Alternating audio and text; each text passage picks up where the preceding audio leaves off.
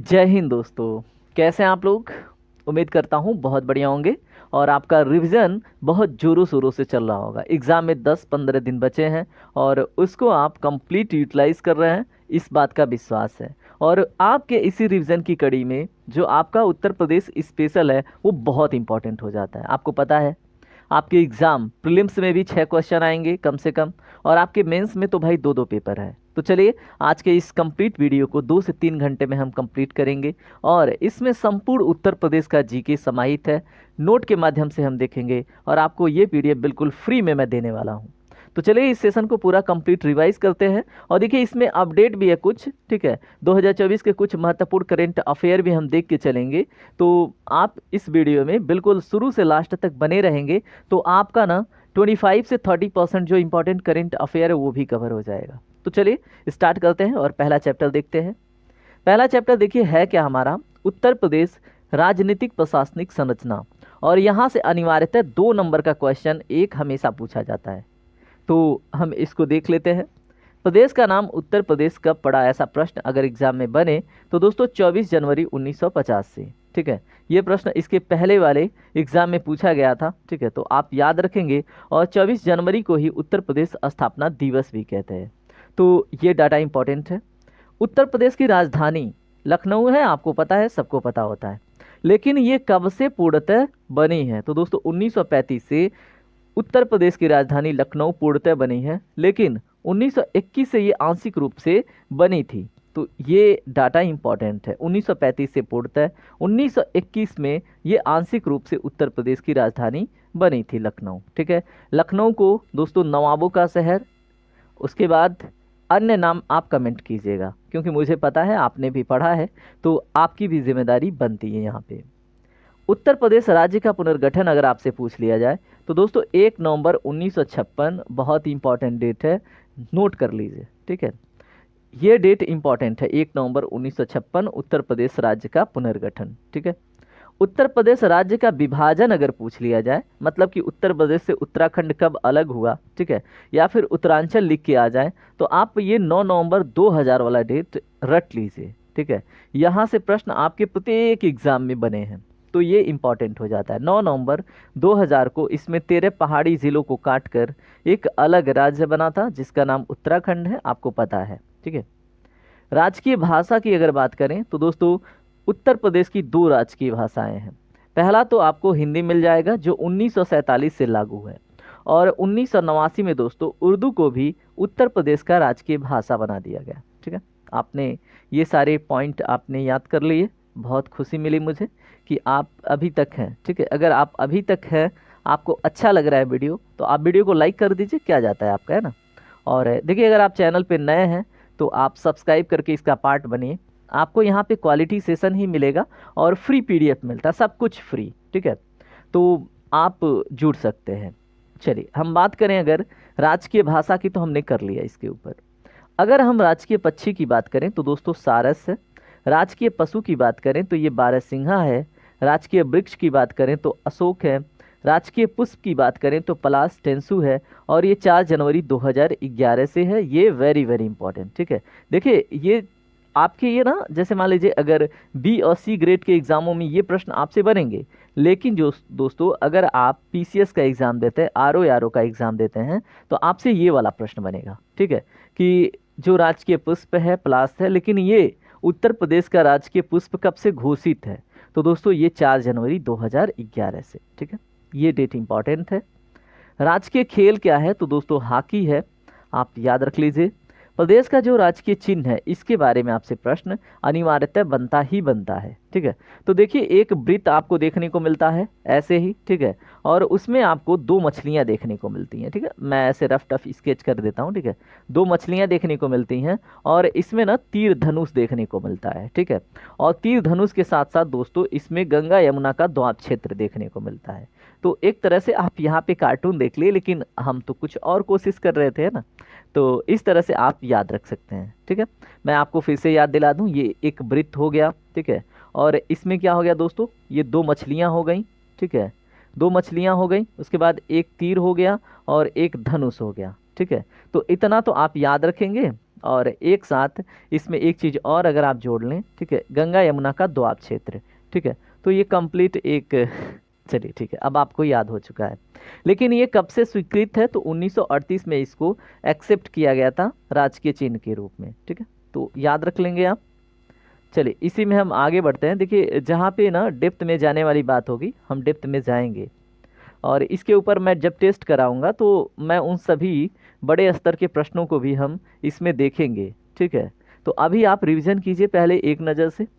प्रदेश के विधानमंडल का स्वरूप कैसा है, तो दोस्तों द्विसदनात्मक है। याद रखेंगे द्विसदनात्मक का अब मतलब क्या है कि हमारे प्रदेश में दोस्तों विधानसभा विधान परिषद दोनों है, ठीक है।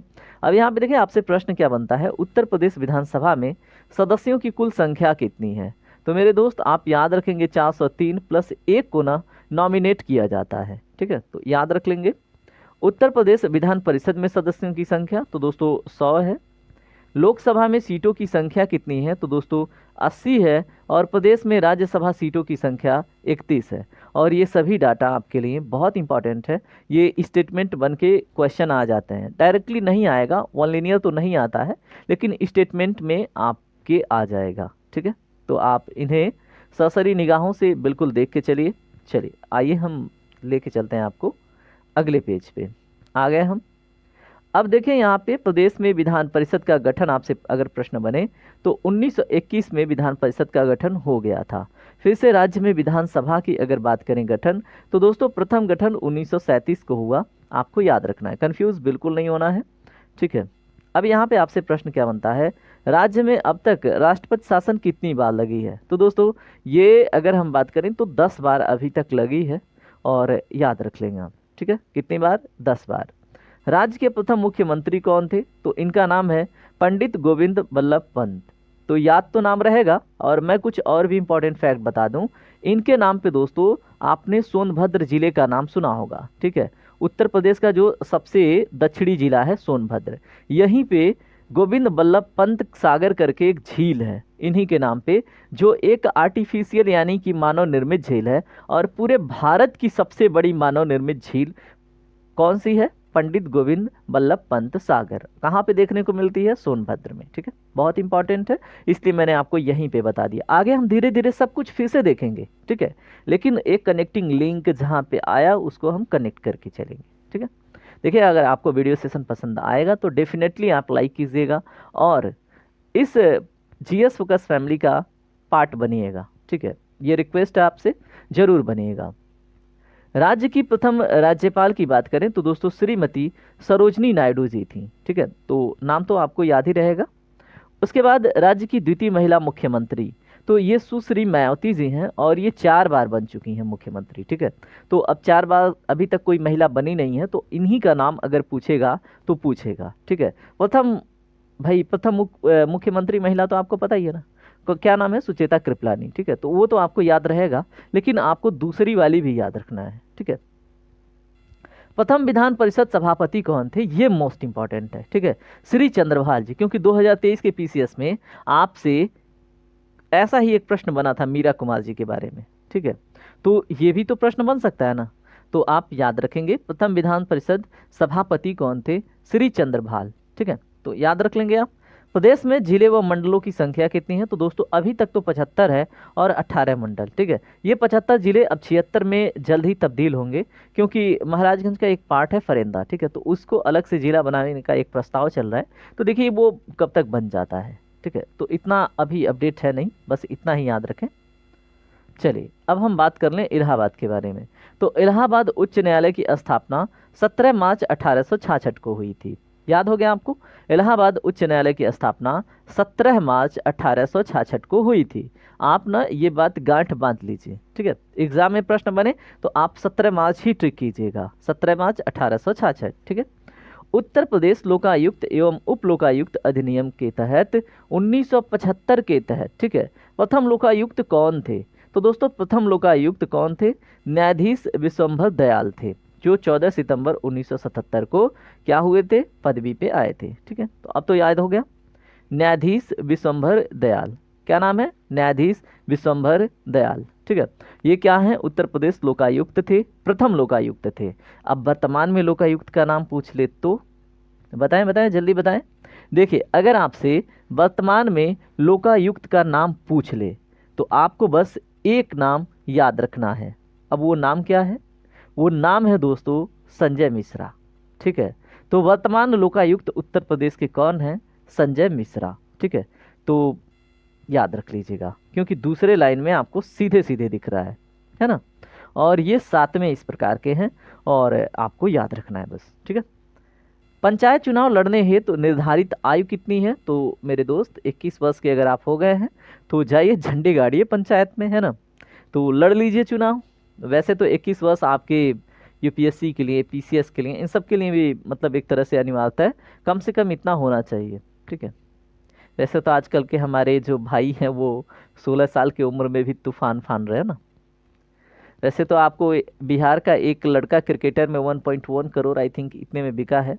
ठीक है, नाम तो कुछ याद नहीं आ रहा है उसका, लेकिन ठीक है, तो झंडे गाड़ रहे हैं लोग। ठीक है, 13 साल की, 14 साल की उम्र में भी।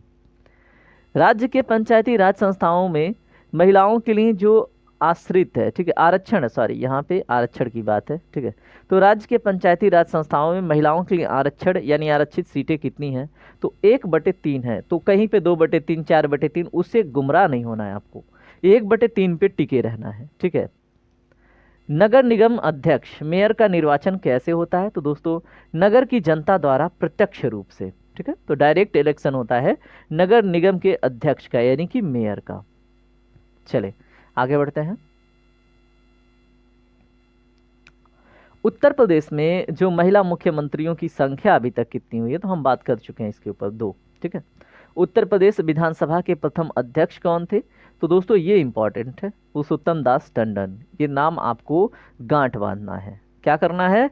जहन में उतार लेना, बिल्कुल जहन में। जैसे आप किसी का नंबर जहन में उतार के बैठे हैं ना, या फिर किसी की तस्वीर, तो वैसे ही आपको उत्तर प्रदेश विधानसभा के प्रथम अध्यक्ष का नाम पुरुषोत्तम टंडन दास का नाम आपको याद रखना है। ठीक है, टंडन दास, दास टंडन इधर उधर हो जाता है कभी कभी, लेकिन एग्जाम में आप याद रखेंगे। ठीक है, तो उत्तर प्रदेश विधानसभा के प्रथम अध्यक्ष पुरुषोत्तम दास टंडन है। राज्य मानवाधिकार आयोग का गठन कब हुआ? तो बहुत इंपॉर्टेंट है। ठीक है, कि राज्य मानवाधिकार का गठन 7 अक्टूबर 2002 को हुआ था। तो दोस्त याद रख लेना। ठीक है, नंबर भूल जाना, क्योंकि नंबर तो आप पोस्ट पाने के बाद भी आपको आवश्यकता पड़ेगी नहीं। ठीक है, लेकिन ये भूलना नहीं, 7 अक्टूबर 2002 राज्य मानवाधिकार का गठन। ठीक है, अब ये है क्या, आपको पता है ना, नेशनल ह्यूमन राइट कमीशन होता है, वैसे ही स्टेट ह्यूमन राइट कमीशन भी होता है। ठीक है, तो Uttar Pradesh state human right commission का गठन 7 अक्टूबर 2002 को हुआ था।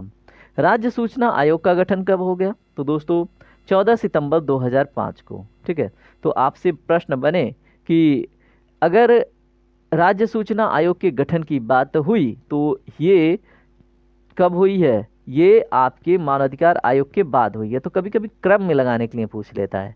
तो देखिए, मैं आपको समय इसीलिए दे रहा हूँ, देखिए हम बिल्कुल पोलाइटली आराम आराम से समझ के चल रहे हैं, और उस पर टिप्पणी भी इसीलिए कर रहा हूँ कि आप ना थोड़ा बोर कम हो। और देखिए, अगर आपको बोरियत हो रही है तो स्पीड आप 2x कर लीजिए। ठीक है, आप बहुत बेस्ट ऑप्शन है यूट्यूब में, तो आप ऐसे देख सकते हैं। ठीक है, तो राज्य सूचना आयोग का गठन 14 सितंबर 2005 है। ठीक है, देखिए बीच में हम गाना भी सुन सकते हैं क्योंकि मुझे सिंगिंग आती है। ठीक है, तो बिल्कुल बोर नहीं होने दूंगा आपको, बस यही है कि आपको लास्ट तक मेरे साथ बने रहना है। देखिए यहाँ पे अगर हम बात करें राज्य प्रशासन का शीर्षस्थ अधिकारी या राज्य प्रशासन की जो धुरी होती है वो कौन होता है? तो दोस्तों मुख्य सचिव होते हैं। ठीक है, अब देखिए मैं आपसे रिक्वेस्ट करूंगा, एक जिम्मेदारी है आपकी, वर्तमान में उत्तर प्रदेश के मुख्य सचिव कौन है उनका नाम आप कमेंट में जरूर कीजिएगा। ठीक है, क्योंकि मैं चाहता हूँ कोऑपरेटिव लर्निंग। ठीक है, तो ज़रूर कीजिएगा। अब यहाँ पे हम देखेंगे कुछ ऐसे ज़िलों का जिनका उन मतलब मुख्यालय ना उस ज़िले से भिन्न है, अलग है। ठीक है, तो जैसे होता है ना कि अगर गोरखपुर का मुख्यालय तो गोरखपुर में ही है ना, महाराजगंज का है तो महाराजगंज में ही है, लेकिन कुछ ऐसे भी ज़िले हैं जिनका मुख्यालय उनसे हटके है, तो उनका नाम एक बारी हम देख लेंगे। यहाँ से प्रश्न मतलब पूछ लेता है कभी कभी जब थोड़ा सा फालतू प्रश्न बनता है। तो अमेठी का दोस्तों आप गौरीगंज में देखेंगे, कौशाम्बी का मंझनपुर में, और कुशीनगर का पडरौना में, सोनभद्र का रॉबर्ट्सगंज में, जालौन का उरोई में, संभल का पवासा में, संत कबीर नगर का खलीलाबाद में, गौतम बुद्ध नगर का नोएडा में, अंबेडकर नगर का अकबरपुर में, सिद्धार्थ नगर का नौगढ़ में, फर्रुखाबाद का फतेहगढ़ में, कानपुर देहात का अकबरपुर माटी में। ठीक है, तो याद तो होगा नहीं इतना जल्दी, लेकिन देखिए आपको कुछ चीज़ें याद होंगी, जैसे सोनभद्र का आपको याद होगा। ठीक है, संत कबीर नगर का याद होगा। उसके बाद अगर हम बात करें गौतम बुद्ध नगर का, ये तीनों तो आपको याद होगा, ये तो मुझे पता है। ठीक है, बाकी जो दोस्त या फिर जो भी यहाँ पे उपस्थित है इस सेशन में, वो अपना डिस्ट्रिक्ट कमेंट जरूर कर देंगे, वो किस डिस्ट्रिक्ट से है। तो मैं चाहता हूँ एक बारी जानना कि उत्तर प्रदेश में किस किस डिस्ट्रिक्ट से और फिर बिहार में किस डिस्ट्रिक्ट से इस वीडियो को देखा जा रहा है, तो एक बार ज़रूर कीजिएगा, थोड़ा सा मुझे भी पता चले। चलिए बात करते हैं इसी में अन्य टॉपिकों पे। उत्तर प्रदेश में नगर निगमों की संख्या अगर आपसे पूछ लिया जाए तो दोस्तों 17 है। ठीक है, 17वां कौन बना? शाहजहांपुर। ठीक है, और 16वां मथुरा बना, और मोस्ट इंपॉर्टेंट 15वां अयोध्या। ठीक है, तो ये आप याद रख के चलेंगे कि 2024 में बहुत ज़्यादा हाईलाइटेड था अयोध्या। ठीक है, तो अयोध्या के आसपास बहने वाली नदी कौन सी है? ठीक है, तो सरजू नदी है, आप याद रखेंगे। और सरजू नदी दोस्तों अयोध्या को फर्स्ट एक तरह से 16 सिटी बनाया गया है। ठीक है, तो ये सारे क्वेश्चन आपके अयोध्या से बनने वाले हैं, तो आप याद रख लेंगे। ठीक है, और रामलला की जन्मभूमि भी है, तो इसलिए भी बहुत इंपॉर्टेंट है। उत्तर प्रदेश विधानसभा चुनाव 2017 में अगर बात करें, निर्वाचित महिला सदस्य संख्या कितनी? देखिए 2017 के बाद से अभी कोई चुनाव हुआ नहीं है ना, 2025 में होगा, लेकिन तब तक कितनी महिलाएं चुनी गई थी? तो दोस्तों 47 महिलाएं। ठीक है, तो आप याद रखेंगे, जिसमें बीजेपी की 36 महिलाएं एमएलए हैं। तो ये डाटा बहुत इंपॉर्टेंट है, आप इसको ना वेरी वेरी इंपॉर्टेंट कर लीजिएगा। ठीक है, यहाँ से प्रश्न बन सकते हैं। उत्तर प्रदेश राज्य पिछड़ा वर्ग आयोग का गठन कब हुआ था? तो दोस्तों 9 मार्च 1993 को। ये भी बहुत इंपॉर्टेंट है कि उत्तर प्रदेश राज्य पिछड़ा वर्ग आयोग का गठन कब हुआ। आपसे इसके प्रमुख की बात की जा सकती है कि इस समय इस आयोग के अध्यक्ष कौन है। ठीक है, तो वर्तमान में अध्यक्ष राजेश वर्मा जी हैं, आप उनका नाम तो बिल्कुल याद रख लेंगे, राजेश वर्मा जी हैं। ठीक है, तो ये आप भूलेंगे नहीं। उत्तर प्रदेश राज्य के जो पिछड़ा वर्ग आयोग है उसका गठन तो 9 मार्च 1993 को हुआ, लेकिन वर्तमान में इसके अध्यक्ष राजेश वर्मा जी हैं। ठीक है, मैं फिर से रिपीट कर रहा हूँ, राजेश वर्मा।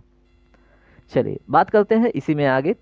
उत्तर प्रदेश व उत्तराखंड दोनों राज्यों के सीएम पद को सुशोभित करने वाले नेता नारायण दत्त तिवारी हैं। ये नाम बहुत इंपॉर्टेंट है। ठीक है, इन्होंने एक तरह से उत्तर प्रदेश की भी जिम्मेदारी एज अ सीएम निभाई, उत्तराखंड की भी निभाई। तो नारायण दत्त तिवारी जी हैं, तो हम इन्हें भूल नहीं सकते। चलिए बात करते हैं अन्य प्रश्नों पे, अन्य टॉपिक पे। ठीक है, और 2 टॉपिक के बाद हमारा अगला चैप्टर आएगा।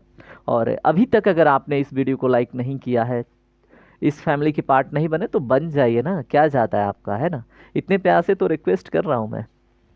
उत्तर प्रदेश के सबसे कम विधानसभा सीटों वाले जिले की बात करें तो दोस्तों चित्रकूट है, महोबा है, श्रावस्ती है, और यहाँ पे 2-2 सीटें हैं, चित्रकूट, महोबा, श्रावस्ती। ठीक है, एनसीआर में शामिल उत्तर प्रदेश के जिलों की संख्या कितनी है? तो दोस्तों 8 जिले हैं, और यहाँ से प्रश्न 1-2 साल में घुमा के पूछता रहता है। ठीक है, कि निम्नलिखित में से कौन सा जिला है जो एनसीआर का पार्ट नहीं है, या फिर कौन है, लेकिन उत्तर प्रदेश नाम जोड़ के पूछेगा। ठीक है, कि निम्नलिखित में से एनसीआर के पार्ट में उत्तर प्रदेश का कौन सा जिला नहीं आता, या फिर कौन सा आता है। ठीक है, तो अगर आप एक बारी इनको देख लेते हैं ना, तो प्रश्न नहीं छूटता है। तो देखिए मेरठ है, गाजियाबाद है, गौतम बुद्ध नगर है, बुलंदशहर है, हापुड़ है, बागपत है, मुजफ्फरनगर है, शामली है। ठीक है, और शामली की विशेषता तो आपको पता है ना, सबसे पश्चिमी जिला है उत्तर प्रदेश का। ठीक है, तो भूलना नहीं है।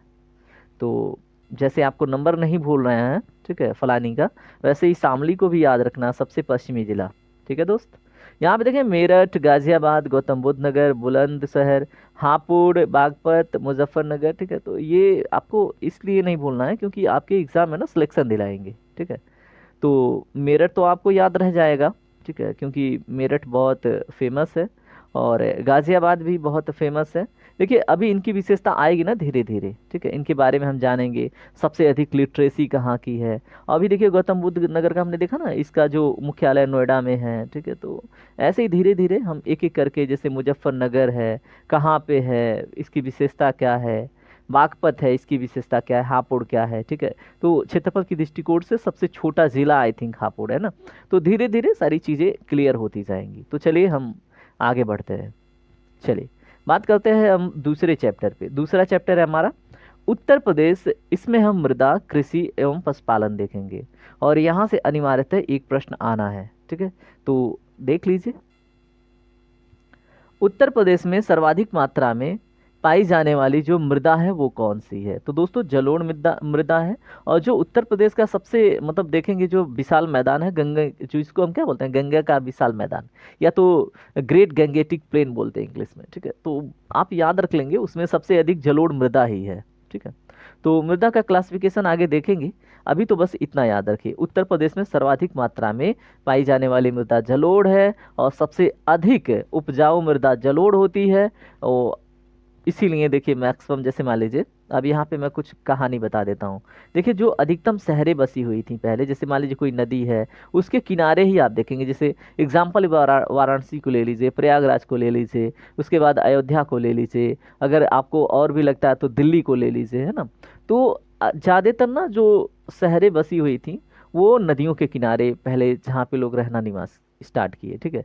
तो नदियों के किनारे जलोढ़ मृदा आती है, कृषि करना, सिंचाई करना आसान हो जाता था, तो इसलिए यहाँ पे बसते गए लोग, ठीक है। तो जलोढ़ की विशेषता आप धीरे धीरे और भी जानेंगे, बस पहले कहानी। यहाँ प्रदेश में कुल कृषि पारिस्थितिकी क्षेत्र 20 है। प्रदेश में कुल कृषि जलवायु क्षेत्र दोस्तों 9 है। प्रदेश में कुल मृदा समूह क्षेत्र 8 है। और उत्तर प्रदेश में अधिकतम जोत जो सीमा आरोपण अधिनियम आया था या फिर सीलिंग कानून लागू हुआ था तो 1960 में हुआ था, ठीक है।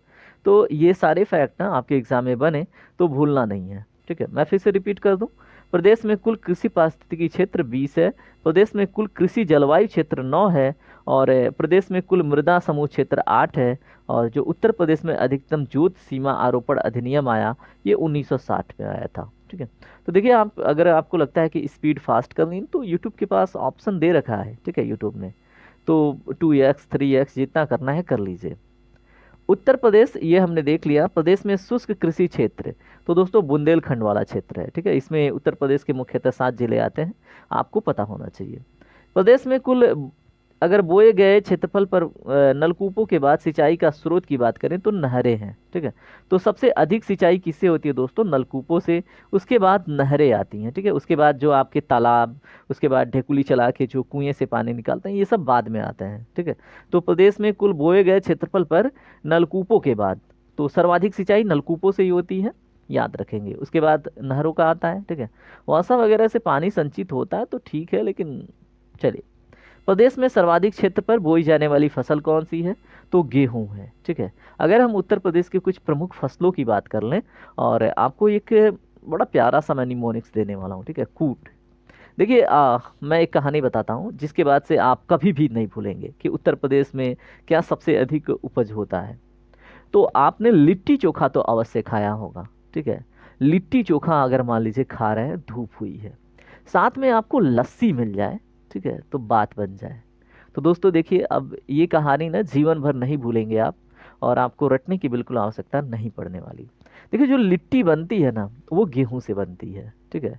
और उत्तर प्रदेश में बन रही है लिट्टी, तो अब गेहूं तो सबसे अधिक उपज में है, तो एक तो आपने याद कर लिया। उसके बाद जो चोखा बनता है दोस्त वो आलू से बनता है, ठीक है। और उत्तर प्रदेश ही वो राज्य है जहाँ पे सबसे अधिक आलू का उत्पादन होता है। दो चीज़ें याद कर ली। अब लस्सी किससे बनती है, ठीक है, तो दूध से दही, और दही के बाद उसमें चीनी डाल के लस्सी बनती है, जहाँ तक मुझे पता है। क्या पता आप नमकीन वाला पिए हो, ठीक है, लेकिन मैंने भाई चीनी वाली पी है तो मुझे पता है। तो अब हो गया ना, अब जो लस्सी बन रही है उसमें दूध आ गया, तो सबसे अधिक दूध का उत्पादन भी उत्तर प्रदेश में होता है। और जो चीनी आपने डाली ना, तो यहाँ पे गन्ना जो आपको दिख रहा है इसी से आती है। तो 4 चीज़ें तो अब जीवन में आप नहीं भूलेंगे, ठीक है। अगर आपको ये पसंद आया निमोनिक्स ना, तो कमेंट करके बताइएगा जी सर पसंद आया, ठीक है। तो चलिए हम बात करते हैं गोकुल पुरस्कार योजना कब स्टार्ट हुआ, तो किससे संबंधित है? तो दुग्ध उत्पादन से, और इसके बारे में हम जान लेंगे क्योंकि 2018 के पीसीएस में ना एक प्रश्न बना हुआ था, आप जाके चेक कीजिएगा। वैसे तो मैंने सब देख रखा है, 2018 पीसीएस में क्या प्रश्न बने, 19 में क्या बने। मैं इसके बाद ना एक सेशन लेके आऊँगा, ठीक है। और आपके एग्जाम तक डेली आपको ना पीसीएस के पीआई को उनसे ओरिएंटेड क्वेश्चन वाला एक टेस्ट सीरीज लेके आऊँगा। इस वीडियो को अगर आपने सपोर्ट किया ना तो वो सारी चीज़ें एकदम मक्खन की तरह क्लियर करूँगा। तो यहाँ पे देखिए इससे रिलेट करके 2018 में एक प्रश्न आया था, ठीक है। अब मान लीजिए गोकुल पुरस्कार योजना किससे संबंधित है, दुग्ध उत्पादन से। तो 2018 में जो प्रश्न आया था वो ये था कि भारत में जो ऑपरेशन फ्लड था, ठीक है, उसके जन्मदाता कौन थे। श्वेत क्रांति भारत में आई, उसके जन्मदाता कौन थे, उसके जनक कौन है। तो दोस्तों उनका नाम है वर्गीस कुरियन, यही प्रश्न था, ठीक है।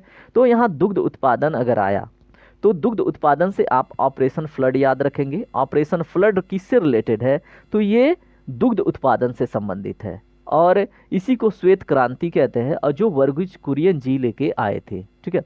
तो अब याद रखेंगे, नाम क्या है, वर्गीज कुरियन। देखिए आपको पता ही है, मुझे पता है आप बहुत अच्छे स्टूडेंट हैं, मैं तो बस ऐसे ही बता दे रहा हूँ। चलो ठीक है, आपका रिवीजन हो जाए। अमरूद के लिए प्रयोग और प्रशिक्षण केंद्र कहाँ पे आपको देखने को मिलता है, प्रयागराज में। अगर आप प्रयागराज में हैं तो बड़े बड़े मीठे रसीले अमरूद आपने खाए होंगे, मैं रहा हूँ 3 साल, ठीक है। तो मुझे पता है कि वहाँ पे बहुत स्वादिष्ट अमरूद मिल जाते हैं। तो अमरूद के लिए प्रयोग और प्रशिक्षण केंद्र आपको प्रयागराज में ही मिल जाता है। किसान मित्र योजना बहुत इंपॉर्टेंट है, 18 जून 2001 को आई थी, ठीक है। अब किसान मित्र कौन होता है, तो दोस्तों केचुआ होता है, ठीक है। ये चीज़ तो आपको पता है ना, किसान का मित्र होता है केचुआ, तो याद रखेंगे, ठीक है। और जो वर्मी कल्चर होता है उसमें केचुए का उत्पादन किया जाता है। उत्तर प्रदेश खाद्यान्न गेहूं, गन्ना, आम, दुग्ध और मेंधा उत्पादन में, ठीक है, बहुत अच्छा स्थान है, ठीक है, प्रथम स्थान है, याद रखेंगे। और यहाँ पे मैं एक चीज़ आपको अपडेट कर दूं, इस बार 2024 में अभी हाल फिलहाल में एक रिपोर्ट आई है चावल के मामले में दोस्तों, राइस के प्रोडक्शन में उत्तर प्रदेश वेस्ट बंगाल को भी टॉप कर दिया है, ठीक है। तो अगर 2024 का डाटा पूछेगा तो एक बार जाके आप एग्रीकल्चर मिनिस्ट्री का वेबसाइट चेक करेंगे तो जो चावल का उत्पादन है ना, उत्तर प्रदेश टॉप कर गया इस बारी, ठीक है। तो वेस्ट बंगाल को भी पीछे छोड़ दिया है, क्या पता ममता जी खा गई हैं चावल से। चलें ठीक है, ये सिर्फ एक कमेंट है, ठीक है। उत्तर प्रदेश खाद्य प्रसंस्करण उद्योग नीति ये 2012 में आई थी, ठीक है। तो याद रखेंगे उत्तर प्रदेश खाद्य प्रसंस्करण उद्योग नीति 2012 में आई थी, ठीक है। देखिए दोस्तों यहाँ पे सिर्फ हमारा थोड़ा सा इंटरटेनमेंट का वो है, कोई दिल पे नहीं लेगा, पॉलिटिकल हमारा कोई वो नहीं है। हम लोग यार पढ़े लिखे लोग हैं, ठीक है, तो हम सिर्फ ज्ञान वाली बातें करते हैं। चलिए यहाँ पे हम बात कर ले, प्रदेश में फल संरक्षण एवं डिब्बाबंदी स्थापना संस्थान कहाँ पे, सॉरी। तो प्रदेश में फल संरक्षण एवं डिब्बाबंदी संस्थान आपको लखनऊ में देखने को मिलेगा, याद रख लेंगे। सफ़ेदा, केरला, सरदार, ललित सुरखा ये अमरूद की प्रजातियां हैं, यहाँ से प्रश्न बनता है, ठीक है। सफ़ेदा, केरला, सरदार, ललित सुरखा ये सभी अमरूद की प्रजाति हैं, तो दोस्त याद रखना, ठीक है। मालभोग हुआ, चीनी चंपा हुआ, अल्फान हुआ, अधेश्वर हुआ, दूध सागर हुआ, ये केले की प्रजाति हैं, ठीक है।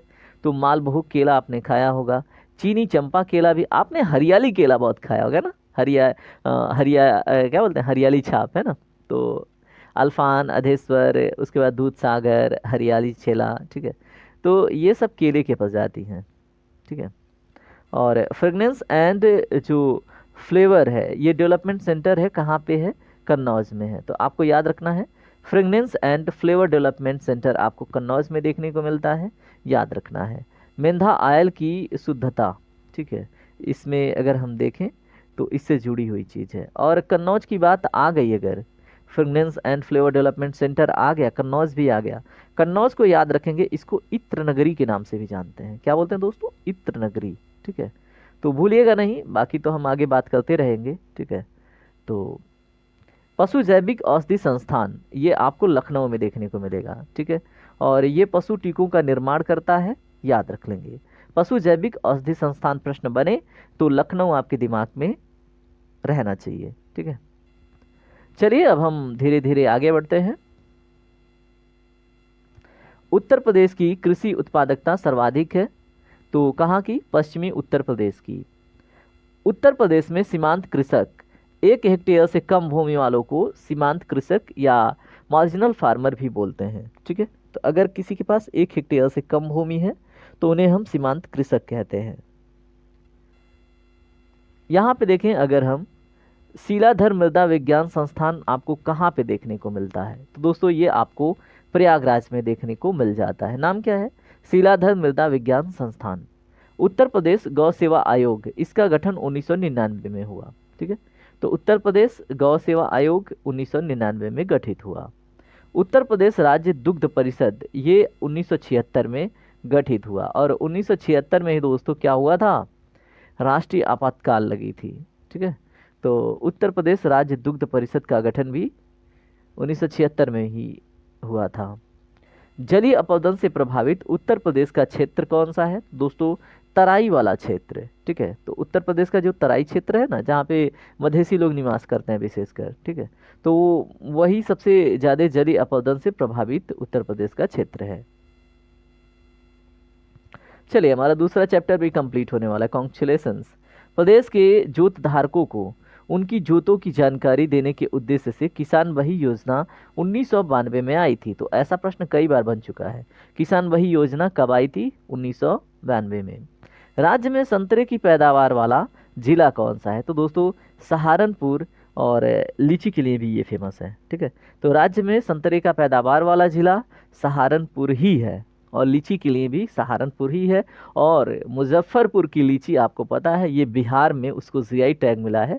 और देखिए, पहले वो बिहार तक सीमित थी, लेकिन ये करंट अफेयर का डाटा है, अब वो 19 प्रदेशों तक फैल चुकी है। ठीक है, किसानों को कृषि ऋण हेतु किसान क्रेडिट कार्ड योजना 1999 से 2000 के बीच में प्रारंभ हुई थी।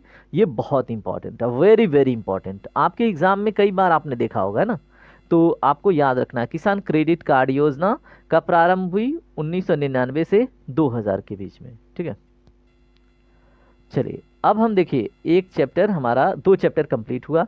अब हम देखेंगे उत्तर प्रदेश परिवहन अर्थव्यवस्था उद्योग प्रमुख योजनाएं।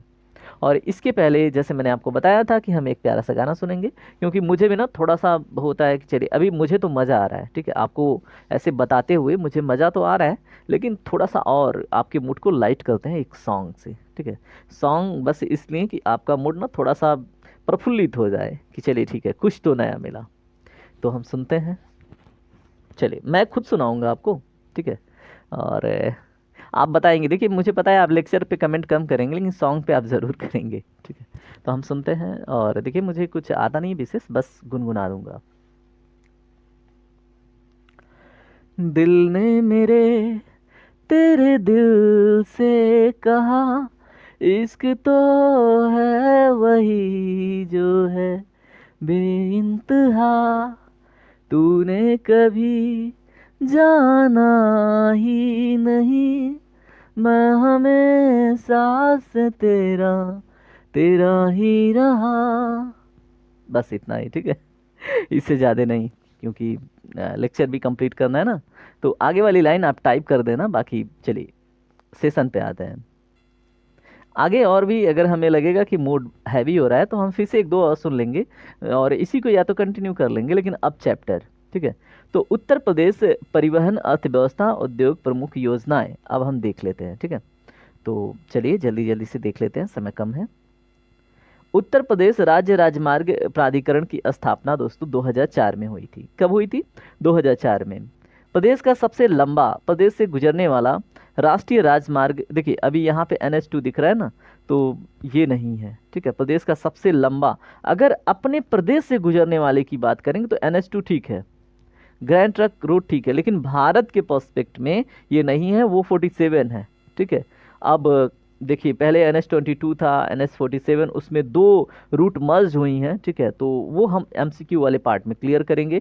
पहले हम सरसरी निगाह से उत्तर प्रदेश को रिवाइज कर लेते हैं। ठीक है, तो अगर आपसे प्रश्न बने कि प्रदेश का सबसे लंबा राजमार्ग, तो NH2 है, जिसको हम ग्रैंड ट्रक रूट के नाम से जानते हैं, और इसकी स्थापना किसने कराई थी? शेरशाह सूरी ने। ठीक है, इतना इंपॉर्टेंट है। देश में कुल सड़क संजाल की दृष्टि से उत्तर प्रदेश का स्थान कौन सा है? तो दोस्तों दूसरे पे है, महाराष्ट्र प्रथम पे है। संजाल का मतलब नेटवर्क ही है, कुछ और मत समझ लेना, कंफ्यूज नहीं होना है। उत्तर प्रदेश राज्य का प्रथम एक्सप्रेसवे कौन सा है? तो दोस्तों ग्रेटर नोएडा एवं नोएडा के बीच में जो एक्सप्रेसवे है वही है उत्तर प्रदेश राज्य का प्रथम एक्सप्रेसवे। ठीक है, तो ग्रेटर नोएडा एवं नोएडा के बीच। राष्ट्रीय राजमार्ग प्राधिकरण द्वारा निर्मित उत्तर दक्षिण व पूरब पश्चिम कॉरिडोर एक दूसरे को कहाँ पर काटते हैं? तो दोस्तों झांसी में। ठीक है, और झांसी में ही है चारा अनुसंधान केंद्र, और खूब लड़ी मर्दानी वो तो झांसी वाली रानी थी, ये आपको पता ही है ना। तो चारा अनुसंधान केंद्र आपको झांसी में देखने को मिलेगा। और यहाँ पे राष्ट्रीय राजमार्ग प्राधिकरण द्वारा जो निर्मित उत्तर दक्षिण कॉरिडोर है और पूरब पश्चिम कॉरिडोर है, ये एक दूसरे को झांसी में काटते हैं। ठीक है, तो ये प्रश्न बहुत इंपॉर्टेंट है और आपसे बन सकता है। यमुना एक्सप्रेसवे ये ग्रेटर नोएडा से आगरा के बीच में 165.5 किलोमीटर के लेंथ वाला है। और ये कितने जिलों से गुजरता है, ऐसा प्रश्न बने तो दोस्तों 4 जिलों से। ठीक है, तो Yamuna expressway very very important, यहाँ से प्रश्न बने हैं अतीत में आपके, तो यहाँ से प्रश्न बन सकते हैं। तो गौतम बुद्ध नगर, अलीगढ़, मथुरा और आगरा। तो यमुना एक्सप्रेसवे किसको किसको कनेक्ट करता है, गौतम बुद्ध नगर को, अलीगढ़ को, मथुरा को और आगरा को। ठीक है, और मथुरा ही वो स्थान है जहाँ से हमारी कृष्णा बिलोंग करते हैं, और सबसे कम वर्षा उत्तर प्रदेश में मथुरा में होता है, पता है ना। चलिए, लखनऊ आगरा एक्सप्रेसवे की बात कर लें। ठीक है, तो ये 302 किलोमीटर का है। देखिए, ये केवल 165.5 किलोमीटर का है, लेकिन जो लखनऊ से आगरा एक्सप्रेसवे ये 302 किलोमीटर का है। तो याद रखेंगे, देश का प्रथम ग्रीनफील्ड एक्सप्रेसवे कितने जिलों से गुजरता है, तो दोस्तों 10 जिलों से। ठीक है, 10 को याद नहीं रखना है, बस ये याद रख लीजिए 302 किलोमीटर का है और देश का प्रथम ग्रीनफील्ड एक्सप्रेसवे है। ठीक है, तो ये इंपॉर्टेंट है, आपसे प्रश्न बनेगा देश का प्रथम ग्रीनफील्ड एक्सप्रेसवे कौन सा है, तो लखनऊ से आगरा एक्सप्रेसवे। तो सिंपल है ना, 302 किलोमीटर का लेंथ है, 10 जिलों से गुजरता है। 10 जिले नहीं पूछेगा, प्रशासन को भी पता है कि इतना डेप्थ और ये जानकारी क्यों कोई रखेगा, है ना। लखनऊ से बलिया तक पूर्वांचल एक्सप्रेसवे की लंबाई कितनी है, तो दोस्तों 348.1 किलोमीटर। देखिए, वो 302, उसके बाद 165.5, ये आ गया 348, है ना। तो याद रख लेंगे, लखनऊ से बलिया तक का पूर्वांचल एक्सप्रेसवे की लंबाई 348.1 किलोमीटर की है, जो 10 जिलों से होकर गुजरता है। बौद्ध परिक्रमा एक्सप्रेसवे की बात करें, ठीक है, बौद्ध परिक्रमा एक्सप्रेस तो बौद्ध स्थलों की यात्रा करने हेतु आरंभ की गई है बौद्ध परिक्रमा एक्सप्रेस। इससे जुड़े जिले कौन कौन से हैं, तो दोस्तों इसमें जहाँ जहाँ पे विशेषकर गौतम बुद्ध का कोई मतलब एक तरह से अपना मतलब हस्तक्षेप रहा है, उन्हीं को लिंक करा है। ठीक है, तो इसमें कौशाम्बी को टच करेंगे हम। ठीक है, और कौशाम्बी, प्रयागराज, वाराणसी, गोरखपुर, लखनऊ, गया, राजगीर, वैशाली और पटना। ठीक है, तो इतने स्थानों से जो बौद्ध परिक्रमा एक्सप्रेस है वो गुजरेगी। कौशाम्बी, प्रयागराज, वाराणसी, गोरखपुर, लखनऊ, गया, राजगीर, वैशाली और पटना से। ठीक है, तो देखिए बोर बिल्कुल नहीं होना, एक बार आप देख लेंगे, दूसरी बार देख लेंगे, उसके बाद जब टेस्ट मैं करा दूंगा इसका तो आपसे कोई भी प्रश्न नहीं छूटेगा। ठीक है, लखनऊ प्लान का संबंध है किससे है दोस्तों, तो आपसे प्रश्न बने तो सड़कों के विकास संबंधित 20 वर्षीय प्लान 1985। ठीक है, तो इतना तो याद रहेगा, लखनऊ प्लान का संबंध किससे है, सड़कों के विकास से। ठीक है, और ये 20 वर्षीय प्लान है और ये 1985 से लागू है। ठीक है, तो याद तो रहेगा आप। उत्तर प्रदेश में प्रथम रेलगाड़ी कब चलाई गई थी, तो मेरे दोस्त मार्च 1859 में। ठीक है, और जो प्रयागराज से कानपुर के बीच में चली थी। तो बहुत इंपॉर्टेंट है और हमें याद रखना है, उत्तर प्रदेश में प्रथम रेलगाड़ी मार्च 1859 में चली थी, प्रयागराज से कानपुर के बीच में। That's the final. ठीक है, उत्तर प्रदेश में रेलवे जोन के मुख्यालय कहाँ पे स्थित हैं, तो दोस्तों पूर्वोत्तर रेलवे आपको गोरखपुर में देखने को मिल जाएगा और उत्तर मध्य रेलवे आपको प्रयागराज में। तो दोनों जगह इंपॉर्टेंट है, पूर्वोत्तर रेलवे पूछे तो गोरखपुर ट्रिक मारिए, उत्तर मध्य रेलवे पूछे उत्तर प्रदेश में तो प्रयागराज मारिए। कितना सिंपल हो गया। चलिए, अब हम बात करते हैं अगले टॉपिक पे। भारतीय रेलवे का संबंध लंबे प्लेटफॉर्म। ठीक है, तो गोरखपुर तो भारत में था सबसे लंबा, लेकिन अभी ना कर्नाटक का एक अलग रेलवे प्लेटफॉर्म है। ठीक है, और ये गोरखपुर के इसको दूसरे स्थान पे कर दिया। ठीक है, अभी ये पहले स्थान पे नहीं है। तो अब मैं आपको हिंट दे देता हूँ, उसका नाम हॉ से स्टार्ट होता है। ठीक है, तो आप ना कमेंट करके बताइएगा, और वैसे गोरखपुर वाले का नाम याद रख लेंगे। ठीक है, तो ये कितने का है, 1 किलोमीटर 355 मीटर। ठीक है, तो याद रखेंगे 1355.40 मीटर इसका लेंथ है, और ये प्लेटफॉर्म नंबर 1 की बात हो रही है। ठीक है, तो भारतीय रेलवे का सबसे लंबा अब ये तो नहीं है, 2017 बहुत पीछे हो गया। ठीक है, और इसमें जो अपडेट है 2017 से 2024 तक अपडेट करने की जिम्मेदारी मेरी है। तो आप निश्चिंत हो रहे हैं, ठीक है। तो मैं अपडेट करके चलूँगा। चलो मैं हुबली एक नाम बता देता हूँ, हुबली स्टेशन करके है। अब उसका एक अन्य नाम भी है, ठीक है। तो अब आप वो वाला नाम बताइएगा। डीजल इंजन निर्माण हेतु डीजल लोकोमोटिव वर्क्स कहाँ पे स्थित है? तो ये तो आपको पता है, बहुत सारे आईटीआई की स्टूडेंट जाके ट्रेनिंग करते हैं वहाँ पे। तो दोस्तों मड़ुआडी, ठीक है, बनारस वाले रूट पे है, आप याद रखेंगे, ठीक है। तो पता ही है ना, वाराणसी में मड़ुआडी गए तो होंगे कभी ना कभी। तो डीजल इंजन निर्माण हेतु डीजल लोकोमोटिव वर्क्स मड़ुआडी में आपको मिल जाएगा। मैं रुका हूँ वहाँ पे। उत्तर प्रदेश में रेलवे संग्रहालय कहाँ पे स्थित है? तो दोस्तों वाराणसी में, ठीक है। मोस्ट इंपॉर्टेंट क्वेश्चन यहाँ से बन सकता है। उत्तर प्रदेश में रेलवे संग्रहालय आपको वाराणसी में मिल जाएगा। उत्तर प्रदेश रेलवे सुरक्षा आयोग का मुख्यालय कहाँ पे है? तो दोस्तों लखनऊ में, ठीक है। तो याद रख लेंगे, ठीक है। उत्तर प्रदेश रेलवे सुरक्षा आयोग, इसको भी मैंने देखा है, ठीक है। और चलिए,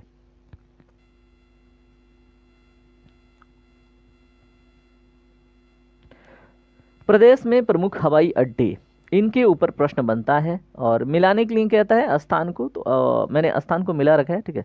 तो देख लीजिए, अगर आपसे प्रश्न बने चौधरी चरण सिंह अंतर्राष्ट्रीय हवाई अड्डा कहाँ पर है? तो दोस्तों ये लखनऊ में है, याद रखिएगा, ठीक है। देखिएगा ना, चौधरी बन रहा है तो वैसे नवाब बन रहा है, तो नवाबों का सर लखनऊ है। तो बस चौधरी चरण सिंह अंतर्राष्ट्रीय हवाई अड्डा याद हो गया आपको, और ये वहाँ के अमौसी में है, ठीक है। तो लखनऊ तो याद रहेगा, बाकी चीज़ें तो आप भूल जाए। लाल बहादुर शास्त्री बावतपुर अंतर्राष्ट्रीय हवाई अड्डा वाराणसी में है, ठीक है।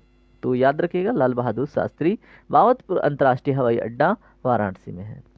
खेरिया हवाई अड्डा आगरा में देखने को मिलेगा। आगरा, खेरिया, आगरा, खेरिया। अब ये भी आपके दिमाग में सेट हो गया है ना, आपके सबकॉन्शियस मेमोरी में मैं बैठा रहा हूँ एक एक करके, है ना कि आप भूले ना एग्जाम में। आगरा खेरिया, आगरा खेरिया, आगरा खेरिया, बस, ठीक है। चलिए, बमरौली हवाई अड्डा, तो प्रयागराज में जाके दोस्तों मतलब एक तरह से बमबमा जाते हैं बच्चे, एग्ज़ाम जब पोस्टपोन ना हो, एग्ज़ाम के लिए किसी भी प्रकार की बातें हो ना, तो बच्चों का दिमाग बम बम करता है। तो बमरौली हवाई अड्डा प्रयागराज, ठीक है। तो बस कुछ ऐसी बातें हैं कि वहाँ पे जाके बच्चे, जब पुस्तक जहाँ पे अधिक मिलती हैं, मैं बात करूँ मंगलवार का बाज़ार लगता है वहाँ पे, और उसका नाम लक्ष्मी कटरा करके है ना, तो वहाँ पे लोग बम बम आ जाते हैं। बस इतना तो अब आपके लिए पर्याप्त है याद रखने के लिए। अब यहाँ पे चकेरी हवाई अड्डे की बात करें तो कानपुर चकेरी, कानपुर चकेरी, कानपुर चकेरी, है ना। तो चकेरी हवाई अड्डा भी अब आपको याद हो गया है। देखिए, खेरिया आगरा, खेरिया आगरा, और चकेरी कानपुर, चकेरी कानपुर, चकेरी कानपुर। देखिए र का मतलब एक तरह से तालमेल बन रहा है ना। चलिए, इसमें हम तालमेल बनाते रहेंगे। बाकी फुर्सतगंज हवाई अड्डा आपको रायबरेली में मिलेगा, ठीक है। तो बरेली का बर्फी तो जिसने खाया हो, ठीक है तो बड़ा फुर्सत में बरेली की बर्फी लोग खाते हैं ना, या तो फिर बरेली की बर्फी वाली जो मूवी आप देख रहे हो तो बड़ा फुर्सत में देख रहे होंगे, ठीक है। अगर एग्ज़ाम में भी आपको फुर्सत मिल रहा है इधर, तो बस फुर्सतगंज याद हो गया आपको, है ना। फुर्सतगंज हवाई अड्डा, देखिए चलिए ठीक है, मस्ती कर रहे हैं हम, पढ़ थोड़ी नहीं रहे हैं, हम तो रिवीजन कर रहे हैं। तो ठीक है, ऐसे ही करेंगे और क्या, बोर होके करेंगे तो मन भी नहीं करेगा। अब हिंडन हवाई अड्डा की बात हो रही है, तो दोस्तों गाजियाबाद में है ना, और हिंडन नदी भी है वहीं आसपास में। तो याद रहेगा अब आपको, हिंडन हवाई अड्डा गाजियाबाद, तो याद रखेंगे। और देखिए, हिंडन ही वह नदी है जिसके किनारे सिंधु घाटी सभ्यता का सबसे पूर्वी स्थल आलमगीरपुर मेरठ में मिला था, ठीक है।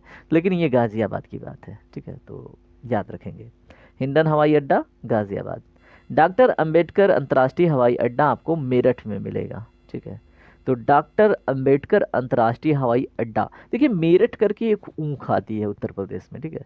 तो मेरठ जो ऊँख देखेंगे ना, तो वो हल्की नीली कलर की होती है। और जो हमारे बाबा साहब अंबेडकर हैं, तो उनको ना ज़्यादातर नीला ड्रेस पसंद था, ठीक है। और अब तो याद रहेगा, है ना। और बस यही तो कोशिश है कि आपको याद रहे। मेरठ जो ऊँख होती है हल्की नीली कलर, और जो बाबा अंबेडकर साहब थे वो नीले कलर के ड्रेस में ज़्यादातर देखे जाते हैं। इसलिए अब ये आपको याद रहने वाला है, मेरठ में डॉक्टर अंबेडकर अंतर्राष्ट्रीय हवाई अड्डा, ठीक है, कहानी याद रहेगी। अब सरसवा अंतर्राष्ट्रीय हवाई अड्डे की बात करें तो दोस्तों, सरसवा अंतर्राष्ट्रीय सहारनपुर, सरसवा सहारनपुर, और ये उत्तर प्रदेश का सबसे उत्तरी जिला है सहारनपुर, ठीक है। तो सरसवा अंतर्राष्ट्रीय हवाई अड्डा सहारनपुर। देखिए सब कुछ आपको याद हो चुका है, बस जब मैं टेस्ट कराऊंगा उसको अटेंड कर लेंगे आप, ठीक है। और आपको एक भी प्रश्न वहाँ पे आप छोड़ेंगे नहीं, मुझे पूरा उम्मीद है। उसके बाद नागरिक उड्डयन प्रशिक्षण केंद्र, ये आपको बमरौली प्रयागराज में ही देखने को मिलता है, बस हम बात कर चुके हैं ना इसके ऊपर। नेशनल पैराशूट ट्रेनिंग कॉलेज आपको आगरा में देखने को मिलेगा, national parachute training college Agra, है ना। तो देखिए पैराशूट वगैरह कौन पहनता है, कौन जाके ऐसे मतलब पैराशूट ज़्यादातर लोग ना ऐसे जहाज़ों पे चढ़ के जब लोग पगला जाते हैं ना तो वो पैराग्लाइडिंग करते हैं ना, और उसके बाद पैराशूट पहनते हैं और उसके बाद कूदते हैं जहाज़ों से, है ना। तो एक्सपीरियंस लेते हैं अच्छा अच्छा। तो हमारे तरफ अगर किसी वृद्ध व्यक्ति से पूछेंगे तो ऐसा कूद रहा है वो तो ना पगला गया, है ना।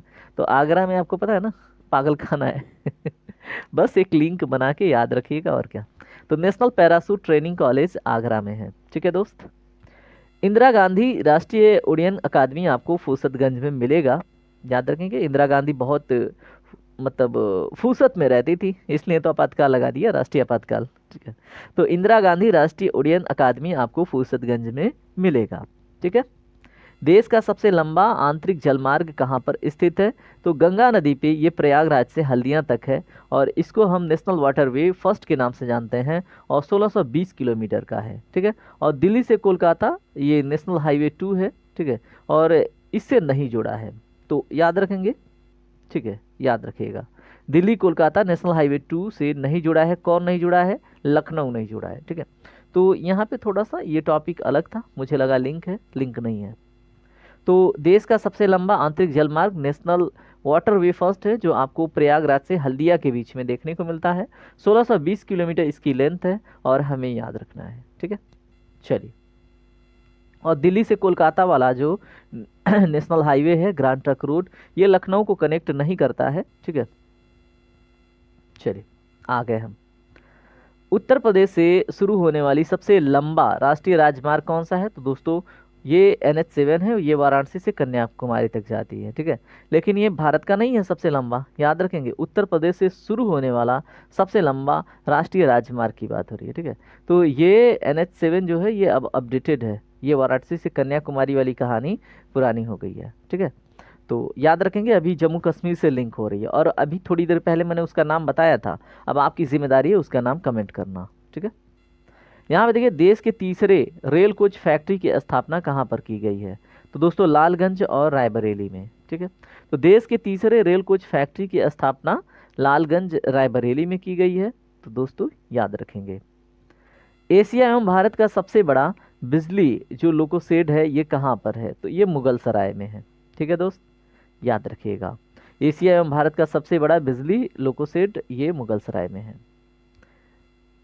प्रति व्यक्ति आय की दृष्टि से उत्तर प्रदेश के क्षेत्र का जो घटता क्रम है वो क्या है, तो दोस्तों देखिए जो पश्चिमी उत्तर प्रदेश का क्षेत्र है यहाँ पे प्रति व्यक्ति आय अच्छी खासी है। उसके बाद अगर हम देखें दूसरे स्थान पे बुंदेलखंड वाला क्षेत्र जिसमें 7 जिले आते हैं, ठीक है। उसके बाद केंद्रीय भाग आता है और उसके बाद पूर्वी भाग। तो पूर्वी भाग में दोस्तों पर कैपिटा इनकम बहुत कम है क्योंकि बहुत सारे लोग एक तरह से कृषि में जुड़े हुए हैं, ठीक है, पूर्वी भाग में। और जब कृषि में बहुत सारे लोग जुड़े रहते हैं दोस्तों तो वहाँ पे प्रचंड बेरोजगारी करके एक बेरोजगारी होती है जिसको हम अदृश्य बेरोजगारी भी कहते हैं। बेरोजगारी तो होती है लेकिन दिखाई नहीं देती है। अब इसका क्या मतलब, देखिए खेती बाड़ी जब करते हैं हम लोग, ठीक है, तो जहाँ पे 2 व्यक्ति काम कर सकते हैं वहाँ पे 10 लोग काम कर रहे होते हैं। तो वो 8 लोग मतलब उन्हें लगेगा कि रोजगार है लेकिन वो बेरोजगार होते हैं बेचारे, ठीक है। तो इसी को दोस्तों अदृश्य बेरोजगारी कहते हैं और जाहिर सी बात है जहाँ पे बेरोजगारी होगी वहाँ पे पर कैपिटा इनकम कम ही रहेगा। तो ये कहानी आपको याद रहेगी। और जो पश्चिमी क्षेत्र है उत्तर प्रदेश का उसमें ज़्यादातर लोग इंडस्ट्रियल सेक्टर में बिजी हैं, है ना, पावर प्लांट में बिजी हैं, किसी प्रोडक्शन वाले फैक्ट्री में बिजी हैं, जिसकी वजह से ना वहाँ पे बेरोजगारी थोड़ी कम है और जिसकी वजह से ये यहाँ का जो पर कैपिटा इनकम है उत्तर प्रदेश का पश्चिमी क्षेत्र का वो अच्छा खासा है। बुंदेलखंड क्षेत्र में आप देखेंगे तो इंडस्ट्रियल प्लस आपका दोनों चलता है, एग्रीकल्चर वाला, लेकिन एग्रीकल्चर से ज़्यादा यहाँ पे भी इंडस्ट्रियल है। बाकी केंद्रीय हिस्से में दोनों है बराबर के आसपास, इसलिए तीसरे स्थान पे। और देखिए एग्रीकल्चर वाले सेक्टर में पूर्वी वाला क्षेत्र बिल्कुल डूबा हुआ है ना। तो देखेंगे अगर तो 90% लोग एग्रीकल्चर में हैं, 10% अबाउट ये सब केवल मतलब अन्य कामों में लगे हैं। तो इस तरह से आपको ये क्रम अब याद रहेगा। और ये देखिए डिटेल में बताने का मतलब है कि आपको बेस रहे, ठीक है, कि ऐसा नहीं कि एग्जाम में आप लगे रट्टा मारने, नहीं नहीं, ऐसा नहीं, बिल्कुल नहीं। उत्तर प्रदेश के सर्वाधिक और सबसे कम विकसित क्षेत्र हैं? तो दोस्तों क्रमशः ये पश्चिम व पूर्वी हैं। ठीक है, तो हमने तो पहले ही बात कर लिया था, ये प्रश्न तो आपसे हो ही जाता है ना। तो पश्चिम वाले ज़्यादा विकसित हैं, उसके बाद पूर्वी क्षेत्र आते हैं बाद में। औद्योगिक विकास की दृष्टि से उत्तर प्रदेश का सर्वाधिक विकसित क्षेत्र कौन सा है? तो पश्चिमी क्षेत्र। इसके ऊपर हम बात कर चुके हैं। ठीक है, अब हम आगे बात करेंगे। औद्योगिक विकास को गति देने के लिए उद्योग बंधु का गठन किया गया कब? 1981 में। ठीक है, तो आपसे प्रश्न बनेगा सिंपली, उद्योग बंधु का गठन कब किया गया? 1981 में किया गया था। तो दोस्तों याद रखना है। अब यहाँ पे देखें प्रमुख उद्योग एवं उनके स्थल दिया है। ठीक है, तो ये यहाँ से ना 2 नंबर का एक प्रश्न अनिवार्यतः पूछा ही जाएगा, तो आप ये प्रश्न जरूर करके जाएंगे। ठीक है, तो देखिए पीतल पात्र, ये अभी 2023 वाला पीसीएस था ना, वहाँ पे पूछा हुआ था, पीतल नगरी। तो दोस्तों पीतल पात्र मुरादाबाद में मिलते हैं, आप बिल्कुल नहीं भूलेंगे। ठीक है, सब कुछ भूल जाइएगा। ठीक है, और फलानी का चेहरा भी भूल जाइए, नंबर भी भूल जाइए, लेकिन ये नहीं भूलिएगा। ठीक है, और जो कैंची है, कैंची मेरठ से ताल्लुक़ रखती है। जो यहाँ पे अगर हम बात करें कत्था, तो ये बरेली। ठीक है, और टेराकोटा ये गोरखपुर का फेमस है, आपको पता ही है। और बेंत उद्योग दोस्तों बरेली में है, बरेली है ना, तो याद रहेगा आपको। लकड़ी नक्काशी ये सहारनपुर में। ठीक है, तो खेल सामान मेरठ और सीमेंट दादरी, कागज सहारनपुर मुजफ्फरनगर। अब इसको ना मैं आपको याद दिलाऊंगा, ये तो बस हो गया। ठीक है, एक नज़र आपने डाल दी। अब मैं आपको इसको ना आपके दिमाग में सबकॉन्शियस मेमोरी में फिट करता हूँ। ठीक है, अब देखिए पीतल पात्र मुरादाबाद, मुरादाबाद।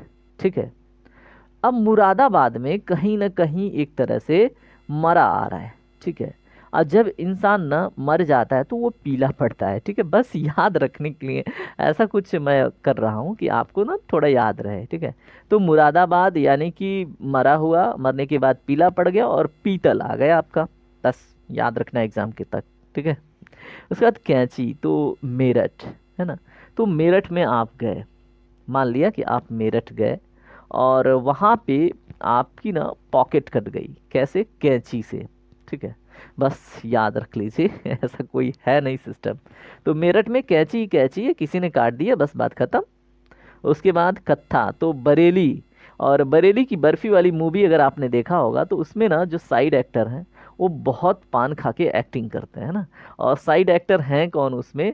वैसे तो उन्होंने मेन एक्टर का एक तरह से रोल निभा लिया है, आयुष्मान खुराना उसमें मेन है, लेकिन साइड एक्टर उसमें हमारे जो स्त्री फर्स्ट 2 के जो हीरो हैं, ठीक है, उनका नाम पता नहीं क्यों याद नहीं आ रहा है, अब आपको पता चल गया होगा। तो उसमें एक बड़ा फेमस डायलॉग है।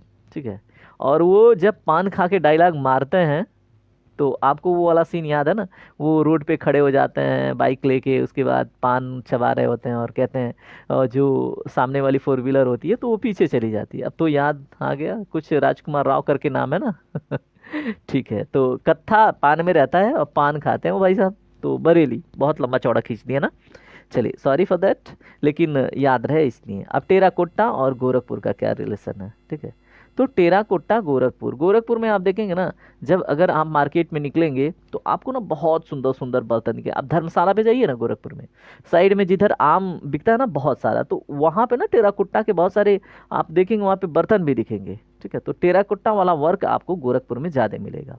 बस हो गया याद। और बेंत उद्योग, तो ये भी बरेली।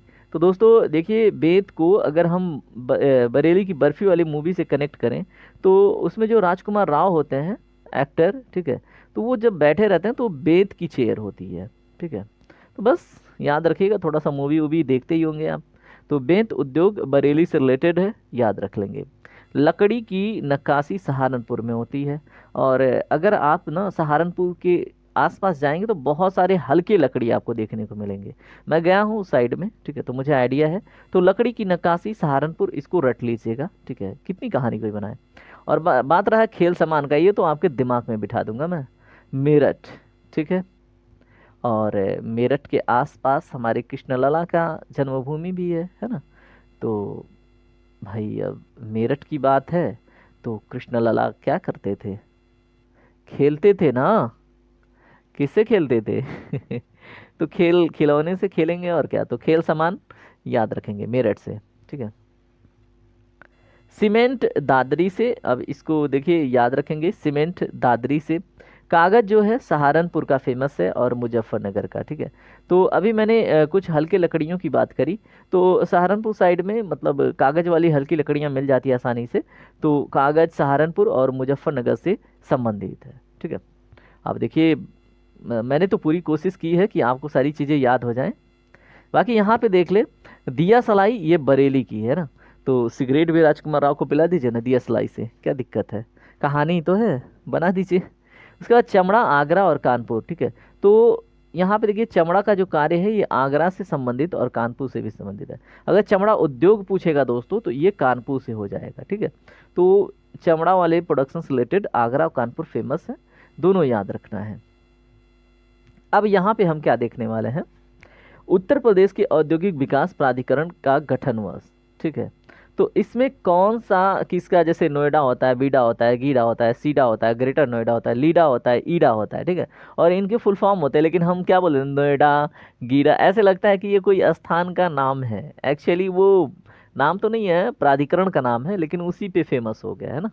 तो नोएडा हुआ, गीडा क्षेत्र हुआ, सीडा क्षेत्र हुआ, लेकिन आज के बाद आपका ये डाउट क्लियर हो गया होगा। वैसे मुझे पता है आपको पता है, बस जो नए भाई हैं, ठीक है, और उनके लिए ये था। तो इसमें देखें, नोएडा का गठन 1976 में हुआ था, राष्ट्रीय आपातकाल उधर लगा, और इधर नोएडा यानी नवीन ओखला औद्योगिक विकास प्राधिकरण का गठन हुआ, ठीक है। अब बीडा क्या है, भदोही औद्योगिकरण विकास प्राधिकरण, और इसका गठन 1981 में हुआ, ठीक है। गीडा गोरखपुर औद्योगिक विकास प्राधिकरण, यहाँ पे आप गए होंगे गीडा में, है ना, ठीक है। ये 1988 में इसका गठन हुआ। सीडा यानी सतहरिया औद्योगिक विकास प्राधिकरण, इसका गठन 1989 में हुआ। ग्रेटर नोएडा बृहद नवीन ओखला, और इसका गठन 1991 में हुआ, ठीक है। तो याद रखेंगे, नोएडा भी देख लिया। और अगर हम बात करें लीडा का, तो लखनऊ औद्योगिक विकास प्राधिकरण, इसका गठन कब हुआ, तो दोस्तों इसका 2005 में हुआ। ईडा यानी यमुना एक्सप्रेसवे, ठीक है, औद्योगिक विकास प्राधिकरण, इसका 2001 में गठन हुआ। तो ये तो आपको रटना पड़ेगा भाई, ठीक है। तो इसमें अगर हम सबसे पहले देखें किसका गठन हुआ, तो सबसे पहले नोएडा का गठन हुआ, यानी नवीन ओखला औद्योगिक विकास प्राधिकरण का गठन हुआ, ठीक है, कब, 1976 में। उसके बाद किसका हुआ, तो दोस्तों उसके बाद हुआ बीडा का, यानी कि भदोही औद्योगिक विकास प्राधिकरण का, ठीक है, कब, 1981 में, दूसरे पे। उसके बाद दोस्तों तीसरे पे होता है गीडा का, यानी गोरखपुर औद्योगिक विकास प्राधिकरण का, ठीक है, कब, 1988 में। सीडा का हो जाता है 1989 में। ग्रेटर नोएडा का हो जाता है 1991 में, ठीक है। तो याद रखना है, ग्रेटर नोएडा 1991 में, और एलपीजी रिफॉर्म भी कब आया था, 1991 में, ठीक है। लीडा का दोस्तों होता है 2005 में गठन, और ईडा का गठन होता है 2001 में, ठीक है। तो सबसे लास्ट में आपने देखा यमुना एक्सप्रेसवे औद्योगिक विकास प्राधिकरण का गठन हुआ, ठीक है। तो सबसे पहले आपसे नोएडा का देख लिया आपने, और सबसे लास्ट आपने यमुना एक्सप्रेसवे ईडा का देखा। यहाँ पे उत्तर प्रदेश खादी ग्रामोद्योग बोर्ड की स्थापना की बात करें तो 1960 में इसकी स्थापना हो गई थी, ठीक है। आप देखिए अब ना थोड़ा हैवी हैवी फील कर रहे होंगे ना, तो अगर हैवी हैवी फील कर रहे हैं तो हम एक सॉन्ग सुनेंगे, है ना। और सॉन्ग बहुत प्यारा है, और उम्मीद करूँगा कि आप ना, देखिए सेशन में इंटरेस्ट तो है आपको, एग्ज़ाम है तो पढ़ेंगे ही, लेकिन सॉन्ग में थोड़ा सा ज़्यादा इंटरेस्ट लेंगे आप, मुझे पता है, ठीक है। तो चलिए सुनते हैं। देखिए सॉन्ग का उद्देश्य सिर्फ है कि आप ना पूरा रिवीजन करते हुए लाइट मूड से करें, ठीक है। तो चलिए सुन लेते हैं, और बहुत प्यारा है। चलिए। तुम प्रेम हो, तुम प्रीत हो, मनमीत हो राधे, मेरी मनमीत हो। तुम प्रेम हो, तुम प्रीत हो, मेरी बांसुरी का गीत हो। तुम प्रेम हो, तुम प्रीत हो, मनमीत हो राधे, मेरी मनमीत हो। हूँ मैं जहाँ, हूँ मैं जहाँ तुम हो वहाँ, तुम बिन नहीं कुछ भी यहाँ, मुझ में धड़कती हो तुम दूर मुझसे हो कहाँ, तुम प्रेम हो तुम प्रीत हो, मन मीत हो राधे मेरी मनमीत हो। बस बस चलिए ठीक है, अब कॉन्सेंट्रेट करते हैं अगेन अपने स्टडी पे, ठीक है, और रिवाइज करते हैं अपना उत्तर प्रदेश जीके, ठीक है। चलिए तो हम बात करें अगर उत्तर प्रदेश खादी ग्रामोद्योग बोर्ड की स्थापना, तो दोस्तों 1960 में इसकी स्थापना हुई थी। और अगर एक बात और याद दिला दूं आपको, इंडस वाटर ट्रीटी भी 1960 में हुई थी, अगर आपको याद हो तो, ठीक है। और ऊपर की जो सिंधु है, चिनाब है और झेलम है, उन नदियों का पानी पाकिस्तान को दिया गया था, और उन तीनों नदियों का केवल 20% पानी भारत प्रयोग कर सकता था, और केवल डोमेस्टिक पर्पज से, ठीक है। तो बस क्लियर हो गया। चलिए, उत्तर प्रदेश में सॉफ्टवेयर और बिजनेस प्रोसेस आउटसोर्सिंग का सबसे बड़ा केंद्र कौन सा है? तो दोस्तों याद रखेंगे, नोएडा है, ठीक है। तो उत्तर प्रदेश का सॉफ्टवेयर और बिजनेस प्रोसेस आउटसोर्सिंग का सबसे बड़ा केंद्र नोएडा है, हम याद रखेंगे, ठीक है। क्लस्टर विकास योजना 2006 के तहत स्टार्ट हुआ। अब ये 2006 के तहत क्या क्या है, कहाँ कहाँ है, उसको देख लेते हैं, ठीक है, क्योंकि यहाँ से प्रश्न बनेगा और आपको करना है प्रश्न। तो कारपेट क्लस्टर आपको भदोही में देखने को मिलेगा, ग्लास बीड्स आपको वाराणसी में देखने को मिलेगा, और जो कालीन क्लस्टर है ये मिर्ज़ापुर में है ना, तो कालीन भैया मिर्ज़ापुर में, आपको पता है ना, याद रहेगा। और पाटरी क्लस्टर आपको खुर्जा बुलंदशहर में, और लेदर क्लस्टर आपको चौरी चौरा गोरखपुर में मिलेगा, ठीक है। जैसे चौरी चौरा में मार के लेदर यानी चमड़ा उधेड़ दिया था लोगों ने, ठीक है। तो लेदर क्लस्टर कालीन भैया मिर्ज़ापुर, याद रखेंगे कालीन क्लस्टर। कारपेट क्लस्टर भदोही, ठीक है। तो कारपेट क्लस्टर देखिए, भदोही साइड में जब जाते हैं सब ना, ये मुन्ना और गुड्डू, तो जो वो कारपेट लेके जाते हैं तो उसमें ना एकदम भदोही की साइड में जो जाना, तो खून से लथपथ रहता है कारपेट, ठीक है। तो कारपेट और भदोही वाली स्टोरी भी फिट कर दी मैंने। अब वाराणसी क्षेत्र में अब जाते हैं आप, ठीक है, तो आप देखेंगे ना आजकल खिड़कियों पे बहुत ग्लास लगे हुए हैं, तो ग्लास विट्स है ना, तो बस याद रख लीजिएगा। और कालीन भैया तो याद ही रहेंगे मिर्ज़ापुर। बाकी ये जो पाटरी क्लस्टर है तो दोस्तों खुर्जा बुलंदशहर, ठीक है, तो याद रखेंगे पाटरी क्लस्टर आपको खुर्जा बुलंदशहर में मिलेगा, इसको याद रखना है। अब यहाँ पे हम देखेंगे उत्तर प्रदेश प्रमुख खनिज और ऊर्जा संसाधन से संबंधित महत्वपूर्ण जो प्रश्न बन सकते हैं, ठीक है। तो इस तरह से हम 3 चैप्टर कंप्लीट कर चुके हैं, वो भी काफ़ी बड़े बड़े चैप्टर, जहाँ से प्रश्न बनता ही बनता है। अब जो छोटे छोटे चैप्टर आएंगे, ठीक है, उनको जल्दी जल्दी करेंगे। चलिए, ये वाला टॉपिक ना थोड़ा सा आपको बोरिंग लगेगा, लेकिन मैं लगने नहीं दूंगा, ठीक है। और चलिए हम देखते हैं इनको वन लीनियर फॉर्मेट में। उत्तर प्रदेश प्रमुख खनिज और ऊर्जा संसाधन से संबंधित महत्वपूर्ण प्रश्न।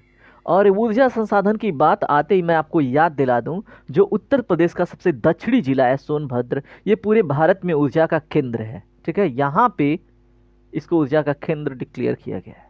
तो क्यों डिक्लेयर किया गया, हम धीरे धीरे समझेंगे, ठीक है। तो चलिए बात करते हैं। यहाँ पे देखिए, खनिज संपदा की दृष्टि से उत्तर प्रदेश किस श्रेणी में आता है? तो दोस्तों निम्न मध्यम श्रेणी में आता है, ठीक है। ये निम्न मध्यम श्रेणी वाला राज्य है, और 2% के साथ ये है, ठीक है। तो याद रखेंगे, खनिज संपदा की दृष्टि से उत्तर प्रदेश निम्न मध्यम श्रेणी में आता है, ठीक है। उत्तर प्रदेश राज्य जो खनिज विकास निगम है, इसका स्थापना 1974 में हुआ था। उत्तर प्रदेश राज्य खनिज विकास निगम की स्थापना 1974 में हुई थी, ठीक है, बात याद रखिएगा। उत्तर प्रदेश की पहली खनिज नीति घोषणा कब की गई थी? तो दोस्तों कब घोषित की गई थी? 1998 में। उत्तर प्रदेश की पहली खनिज नीति कब घोषित की गई, ऐसा प्रश्न बने तो 1998 भैया याद रखिएगा, ठीक है। खनिज विकास उद्योग का दर्जा प्राप्त हुआ, ठीक है, तो हम इसको याद रखेंगे। उत्तर प्रदेश की पहली खनिज नीति कब घोषित हुई? 1998 में, ठीक है। चलिए आइए हम बात करते हैं। बलुआ पत्थर चूना पत्थर के भंडार व उत्पादन की दृष्टि से उत्तर प्रदेश का देश में कौन सा स्थान है? तो मेरे भाई द्वितीय स्थान है, ठीक है। तो बलुआ पत्थर चूना पत्थर इनके भंडार व उत्पादन की दृष्टि से उत्तर प्रदेश पूरे भारत में दूसरे स्थान पर आता है, ठीक है। पहले स्थान पर कौन आता है, आप हमें प्लीज़ बता दीजिएगा भैया, ठीक है, कमेंट कर दीजिएगा। अब बात करते हैं, कोयला भंडार की दृष्टि से प्रदेश का 8वां स्थान है, ठीक है। तो कोयला भंडार की दृष्टि से प्रदेश का पूरे भारत में 8वां स्थान है। और प्रदेश में कोयला पाया जाता है कहाँ पे? सिंगरौली सोनभद्र में। तो हमने बताया ना, ऊर्जा केंद्र है सोनभद्र हमारा। चलिए, सिलिका सैंड, कांच बालू जो है, ये इसके उत्पादन में देश में उत्तर प्रदेश का स्थान द्वितीय है और प्रथम पे दोस्तों आंध्र प्रदेश है। ठीक है, तो सिलिका सैंड के बारे में प्रश्न बने आज के बाद, ये प्रश्न बन सकता है। ठीक है भाई, यहाँ पे प्रश्न बन सकता है, वेरी वेरी इंपॉर्टेंट, ऐसा प्रश्न ना बन सकता है। ठीक है, आयोग की नज़र जाएगी इस पे कि सिलिका सैंड, कांच बालू, इसका महत्व बढ़ रहा है, तो ये प्रश्न बनेगा। ठीक है, और उत्तर प्रदेश द्वितीय स्थान पर है और पहले पे आंध्र प्रदेश है। ठीक है, आ जाइए। तो सिलिका सैंड कहाँ पर पाया जाता है? अगर द्वितीय स्थान पे है उत्तर प्रदेश, तो ये प्रयागराज में मिलेगा, बांदा में मिलेगा, चित्रकूट में, चंदौली में और झांसी में।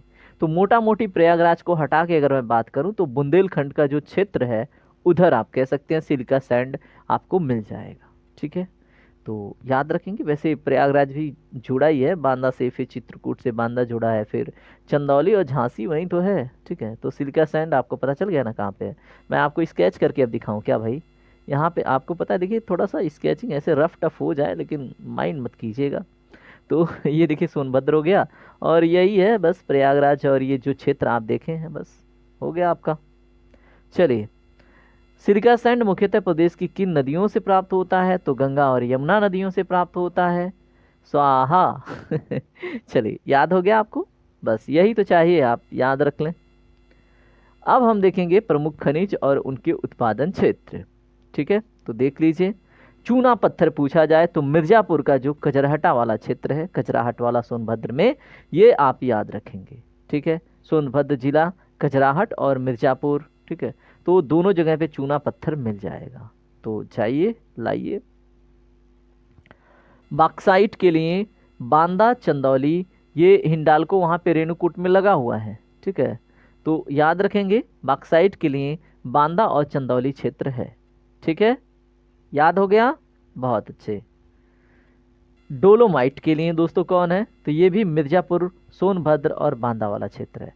तो देखिए जो प्रमुख खनिज वगैरह है ना, ये आपको ना बुंदेलखंड बघेलखंड क्षेत्र में ही मिलेंगे उत्तर प्रदेश के, यानी कि दक्षिणी वाला जो पोर्शन है, जैसे आप कह सकते हैं दक्षिणी पश्चिम वाला पोर्शन, और डाउन साइड में इधर ही आपको ज़्यादा देखने को मिलेंगे। ठीक है, तो हीरा भी आपको पता ही है बांदा और मिर्ज़ापुर में ज़्यादातर मिलेगा। वैसे तारापुर फेमस है यूरेनियम के लिए। ठीक है, तो नहीं, ललितपुर फेमस है, सॉरी, यहाँ पे तारापुर हो गया। ठीक है, हो जाता है, कभी कभी भावनाओं में बह जाता हूँ मैं। तो हीरा बांदा एवं मिर्ज़ापुर में। ठीक है, और आपको पता है हीरा की तमन्ना है कि नहीं, पन्ना की तमन्ना है कि हीरा मुझे मिल जाए, तो पन्ना मध्य प्रदेश में, वहाँ पे हीरा मिल जाता है बड़ी आसानी से। ठीक है, पन्ना एक लोकेशन का नाम है, और पन्ना टाइगर रिजर्व भी आपको पता होगा। ठीक है, तो हीरा बांदा एवं मिर्ज़ापुर क्षेत्र में आपको प्राप्त हो जाता है, जो मध्य प्रदेश और उत्तर प्रदेश की बाउंड्री पे ही है। ठीक है, अब ग्रेफाइट की बात कर लें तो ये हमीरपुर में और चुनार में देखने को मिल जाता है ग्रेफाइट। ठीक है, और चुनार मिर्ज़ापुर का पार्ट है। यूरेनियम ललितपुर बहुत फेमस है, आपको पता ही है। जिप्सम के लिए झांसी, हमीरपुर है। तांबा के लिए ललितपुर है, तांबा और यूरेनियम के लिए ललितपुर है, आप याद रखेंगे। ठीक है भाई, और सैंड स्टोन के लिए मिर्ज़ापुर सोनभद्र फेमस है। सैंड स्टोन के लिए कौन है? मिर्ज़ापुर सोनभद्र। ठीक है, चलिए फिर से एक बार इसको हम रिपीट करते हैं, अब हमारी कहानी आएगी यहाँ पे। मिर्ज़ापुर और खजराहट सोनभद्र में चूना पत्थर चला के मारते हैं। ठीक है, तो याद हो गया आपको, चूना पत्थर, मिर्ज़ापुर और खजराहट जो सोनभद्र वाला क्षेत्र है। ठीक है, बॉक्साइट, तो दोस्तों बांदा और चंदौली। देखिए चंदौली से तो मैं आपको याद करा दूंगा। बॉक्साइट, बॉक्साइट Al2O3 होता है ना, Al2O3 आपको पता है ना। और अगर बॉक्साइट आ गया तो एल्यूमिनियम, और एल्यूमिनियम आ गया तो एल्यूमिनियम चांदी की तरह चमकेगा, तो ये चंदौली हो गया बॉक्साइट का, बस सिंपल। बॉक्साइट बांदा चंदौली। ठीक है, तो बॉक्साइट बांदा तो ठीक है, कोरिलेटेड है। डोलोमाइट, तो मिर्ज़ापुर, सोनभद्र, बांदा, तो ये तो आपको रटना पड़ेगा डोलोमाइट। तो दोस्तों डायनामाइट कहाँ पे? मिर्ज़ापुर में चलता है, फेंक के उड़ाते हैं। सोनभद्र में डोलोमाइट यूज़ करते हैं। ठीक है, तो डायनामाइट हम यहाँ पे यूज़ करेंगे शब्द, यहाँ पे पत्थर तोड़ने के लिए या फिर खनिज को तोड़ने के लिए, आप कह सकते हैं रॉक तोड़ने के लिए डायनामाइट का प्रयोग होता है। उसके बाद बांदा में भी प्रयोग होता है, तो बस डोलोमाइट भी याद हो गया, बात खत्म। मिर्ज़ापुर में भी होता है डायनामाइट का बस याद रखना है, डोलोमाइट मिर्ज़ापुर में भी, सोनभद्र में और बांदा में, ठीक है। ये वाला सीन तो मैंने देखा है भाई, सोनभद्र में लोग डायनामाइट का यूज़ करके थोड़े मोड़े पता नहीं बम वगैरह का यूज़ करके तोड़ते तो हैं रॉक, मैं एक्सपीरियंस किया हूँ वो चीज़। बाकी हीरा तो बांदा और मिर्ज़ापुर वाले क्षेत्र में, ग्रेफाइट हमने हमीरपुर में देखा, और चुनार जो मिर्ज़ापुर वाला क्षेत्र है, ठीक है। देखिए मैं आपको एक बार ओवर थ्रू कर दे रहा हूँ, दो बार कर दे रहा हूँ कि एग्ज़ाम में ना कम से कम कुछ तो याद रहे, और एक बार और ज़रूर देख लीजिएगा आप एग्ज़ाम से पहले, ठीक है। और पीडीएफ से अगर आप रिवाइज कर लेंगे तो बहुत बेस्ट है। यूरेनियम ललितपुर में, ठीक है। और जिप्सम झांसी हमीरपुर में, तांबा जो है ये ललितपुर सोनराई क्षेत्र में आपको देखने को मिलेगा, और सैंडस्टोन आपको मिर्ज़ापुर में, ठीक है। तो जिप्सम झांसी और हमीरपुर, यूरेनियम तो आप नहीं भूलेंगे, ठीक है, और हीरा भी नहीं भूलेंगे, बांदा और मिर्ज़ापुर, ठीक है। अब रही बात आप तांबा का, तो देख लिया सैंडस्टोन है मिर्ज़ापुर सोनभद्र, ठीक है। चलिए अब देखिए यहाँ पे फायर क्ले करके है, तो फायर क्ले आपको मिर्ज़ापुर में मिलेगा, ठीक है। तो फायर क्ले कहाँ पे मिलेगा? मिर्ज़ापुर में। उत्तर प्रदेश की नई ऊर्जा नीति दोस्तों 2003 में आई थी। राज्य के कुल विद्युत उत्पादन में सर्वाधिक योगदान तापीय विद्युत का है, याद रखेंगे। राज्य की सबसे पुरानी तापीय परियोजना हल्द्वागंज तापीय परियोजना है, जो 1942 में स्थापित हुई थी, और ये रूस की परियोजना है, ठीक है, रूस के कोलैबोरेशन से। अगर हम राज्य की सबसे बड़ी जल विद्युत परियोजना की बात करें तो रिहन जल बांध परियोजना है, याद रखें, जो पिपरी सोनभद्र में देखने को मिलता है। तो ये सब बहुत इंपॉर्टेंट है भाई, ठीक है, याद रखेंगे आप कि राज्य के कुल विद्युत उत्पादन में सर्वाधिक योगदान पूछता है तो तापीय विद्युत, ठीक है, थर्मल पावर प्लांट का योगदान है। सबसे पुरानी तापीय परियोजना हल्द्वागंज, मैं गया हूँ, तापीय परियोजना जो हल्द्वागंज की है वहाँ पे मैं गया हूँ, ठीक है, स्थापना 1942 में और रूस के कोलैबोरेशन से, ठीक है, हल्द्वागंज गया हूँ मैं। राज्य की सबसे बड़ी जो जल विद्युत परियोजना है ये रिहन जल विद्युत यहाँ पे भी मैं गया हूँ। मैं बता दूँ, मैं एक इंजीनियर हूँ, ठीक है, तो मैं गया हूँ ट्रेनिंग के दौरान, तो अब तो आप याद रखेंगे ना, मैं बोल रहा हूँ मैं गया हूँ तो, ठीक है। और यहाँ पे अगर हम बात करें परीक्षा ताप विद्युत परियोजना, ये झांसी में है, और अनपरा ताप विद्युत परियोजना सोनभद्र, यहाँ पे भी गया हूँ, ठीक है। यहाँ पे तो मैं टूरिस्ट विजिट या रिलेटिव आप कह सकते हैं, ठीक है, तो यहाँ पे मैं गया हूँ। परीक्षा ताप विद्युत परियोजना झांसी में तो नहीं गया, लेकिन हाँ अनपरा ताप विद्युत परियोजना यहाँ पे सोनभद्र में गया हूँ, घूमा भी हूँ, देखा भी हूँ। बाकी पनकी विस्तार विद्युत परियोजना जो है ये कानपुर में है, ठीक है, तो ये वाला तो भाई नहीं देखा है, ठीक है। तो पनकी विस्तार ताप विद्युत परियोजना कानपुर में है, याद रखेंगे, पनकी कानपुर देखिए कान पक गया है ना मुझे सुनते सुनते आपका कान पक गया, बस बात खत्म। कानपन की है ना, कानपन की, कानपन की, कानपन की, कानपन की, याद हो गया, कानपन की, कान पक गया, कानपन की, बस पनकी विस्तार ताप विद्युत परियोजना कानपुर में है, अब नहीं भूलेंगे आप, ठीक है।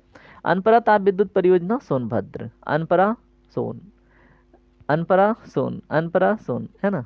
चलिए धीरे धीरे सब चीज़ें हमारे दिमाग में फिट हो रही हैं, बस यही है कि टेस्ट आप लगा लेंगे, उसके बाद कहानी खत्म। राज्य में स्थापित एकमात्र परमाणु विद्युत केंद्र आपको नरौरा में देखने को मिलेगा दोस्त, और भारी जल आधारित है ये, और बुलंदशहर 1991 1992 में, ठीक है। तो आपसे प्रश्न क्या बनता है कि उत्तर प्रदेश का, ठीक है, एकमात्र परमाणु विद्युत केंद्र कहाँ पे है? नरौरा में, जो बुलंदशहर में है, और इसकी स्थापना 1991 और फिर डेवलपमेंट कार्य 1992 में हुआ था। और इसमें जो रेगुलेटर, इसमें भारी जल आधारित है, ठीक है, जैसे होता है ना कि ड्यूटीरियम ऑक्साइड का प्रयोग करते हैं एज अ मंदक, ठीक है, तो आप याद रखेंगे भारी जल आधारित, ठीक है। प्रदेश में एनटीपीसी के गैस आधारित संयंत्र 3 हैं, कहाँ कहाँ पे हैं? तो औरैया में है, औरैया में है, आंवला में है, दादरी में है, कहाँ कहाँ पे? औरैया, आंवला और दादरी में, ठीक है। तो औरैया, आंवला ये तो याद हो जाएगा, बस दादरी, ठीक है, तो याद हो गया आपको, चलिए बहुत अच्छी बात है। माता टीला जल विद्युत परियोजना आपको बेतवा नदी झांसी में देखने को मिलेगा, कहाँ पे दोस्तों? बेतवा नदी पर झांसी में आपको माता टीला जल विद्युत परियोजना मिल जाएगा देखने को, ठीक है। तो माता टीला बांध, परीक्षा गुरु बांध, ऐसा प्रश्न बनता है तो अभी हम बांध को अलग से देख लेंगे, ठीक है। यहाँ पे माता टीला जल विद्युत परियोजना बेतवा नदी पर है और झांसी में है, ठीक है। सर्वाधिक जल विद्युत केंद्र स्थापित हैं तो दोस्तों ऊपरी गंगा नहर में, ठीक है, तो ये याद रखना है। उत्तर प्रदेश में नवीकरणीय ऊर्जा के महत्व को दृष्टिगत वैकल्पिक ऊर्जा विकास संस्थान की स्थापना 1983 में हुई थी। ठीक है, तो उत्तर प्रदेश में नवीकरणीय ऊर्जा के महत्व को, ठीक है, इसको दृष्टिगत करते हुए वैकल्पिक ऊर्जा विकास संस्थान की स्थापना 1983 में हुई। कब हुई दोस्तों? 1983 में। ठीक है, जिसको हम नेडा कहते हैं। ठीक है,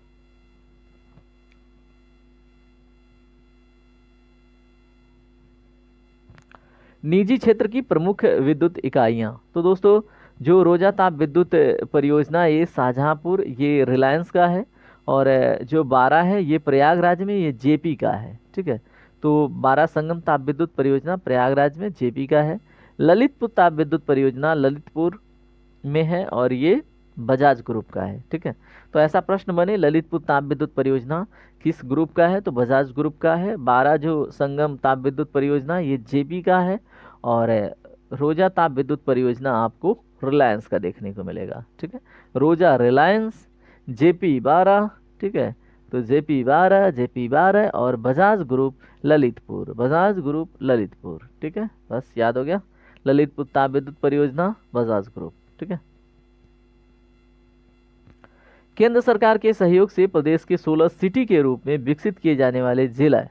तो दोस्तों पहला 16 सिटी तो अयोध्या बन गया है ना।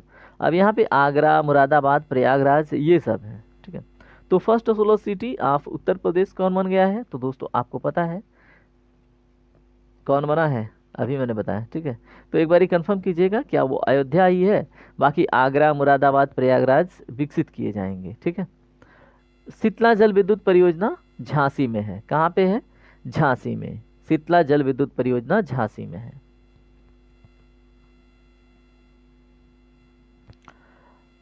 वह गांव अपना सोलर पावर प्लांट, ठीक है, वह गांव जिसका अपना सोलर पावर प्लांट है वो है रामपुरा झांसी, 8.7 किलोवाट का। ठीक है, तो ये बहुत इंपॉर्टेंट हो गया। ठीक है, तो वह गांव जिसका अपना सोलर पावर प्लांट है वो है रामपुरा। और ये गांव कौन सा है? रामपुरा। और ये कहाँ पे है? झांसी में। ओबरा जल विद्युत केंद्र ये रिहन नदी पर है, मैं गया हूँ यहाँ पे। और ओबरा सोनभद्र। ठीक है,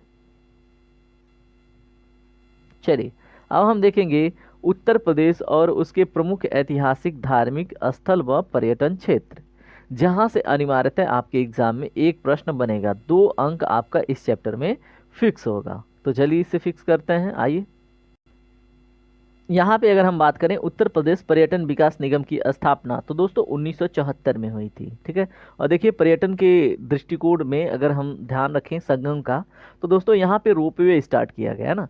और बहुत सारी एक तरह से तैराकी रेस्टोरेंट भी स्टार्ट की गई हैं संगम पे। अगर आप प्रयागराज में हैं तो जाके इंजॉय कर सकते हैं, ये टूरिस्ट को बढ़ावा देने के लिए। ठीक है, तो बहुत बड़ा टूरिस्ट प्लेस बन गया है, याद रखेंगे। पर्यटन को उद्योग का दर्जा दिया गया तो 1998 में। ठीक है, तो पर्यटन को उद्योग का दर्जा कब मिला? 1998 में। इंपॉर्टेंट है इसलिए याद रखेंगे। प्रदेश में हेरिटेज आर्क के रूप में विकसित किया जा रहा है सर्किट, कौन सा? तो ये दोस्तों आगरा, लखनऊ, वाराणसी। तो हेरिटेज आर्क के रूप में कौन सा विकसित किया जा रहा है? ऐसा प्रश्न बने कौन से सर्किट को? तो आगरा, लखनऊ, वाराणसी। ठीक है, आगरा, लखनऊ, वाराणसी। ठीक है, यूनेस्को विश्व धरोहर सूची में शामिल उत्तर प्रदेश के स्मारक कौन कौन है? दोस्तों ताजमहल है, आगरा किला है, फतेहपुर सिकरी है। अगर कोई और भी होगा तो आप हमें अपडेट कीजिएगा।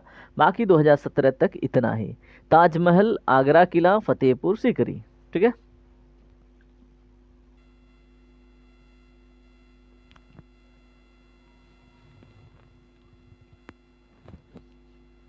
विदेशी पर्यटकों के लिए प्रदेश का महत्वपूर्ण दर्शनीय स्थल कौन सा है? तो दोस्तों ताजमहल है, जो भारत का भी है। ठीक है, भारत के लोग भी सर्वाधिक यहीं पे विजिट करते हैं और विदेशों के लोग भी सबसे अधिक ताजमहल को ही देखने आते हैं। मैत्रेय परियोजना, तो दोस्तों जापान के सहयोग से चलाई जा रही है इस परियोजना को, और बौद्ध परिपथों का इसमें निर्माण किया जा रहा है। किस कौन से परियोजना में? मैत्रेय परियोजना में। जैन धर्म के 5 तीर्थंकरों की जन्मभूमि तो दोस्तों अयोध्या में है। और किनका किनका? ऋषभ देव की जन्मस्थली भी अयोध्या ही है। ठीक है, तो याद रखेंगे हम।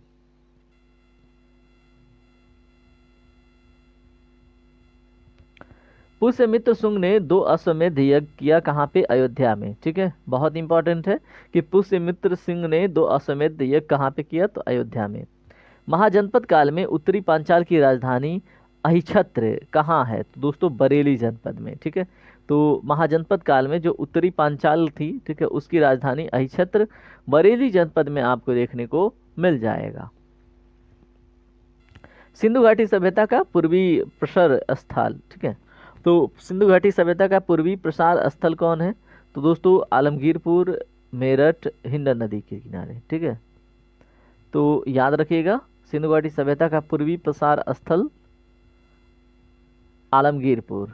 ठीक है, तो याद रखेंगे, हमने इसको पहले ही बता रखा है। ठीक है, कि जो सिंधु घाटी सभ्यता है त्रिभुजाकार विकसित हुई थी, जिसमें सबसे, अगर हम पश्चिमी की बात करें तो सुत का गेंडोर था। ठीक है, उसके बाद अगर हम बात करें सबसे दक्षिणी का, तो दोस्तों सबसे दक्षिणी में कौन है बताइए? सबसे दक्षिणी में आपने किसको देखा था? तो हमने दैमाबाद को देखा था। ठीक है, और अगर हम बात करें इसमें सबसे उत्तरी में तो मांडा। अगर हम बात करें सबसे पूर्वी, तो दोस्तों सबसे पूर्वी में कौन सा था बताएं? आलमगीरपुर। ठीक है, यही तो देखा था हमने, आलमगीरपुर। ठीक है, तो यही तो बात हो रही है, सिंधु घाटी सभ्यता का सबसे पूर्वी प्रसार स्थल। तो दोस्तों ये आलमगीरपुर जो मेरठ में हिंडन नदी किनारे है। ठीक है, यही बात मैं बोल रहा था। कपिल वस्तु, तो दोस्तों साक्य गणराज्य था और ये पिपरावा और सिद्धार्थनगर में है वर्तमान में। ठीक है, तो कपिल वस्तु, साक्य गणराज्य और कपिल वस्तु से कौन संबंध रखता था?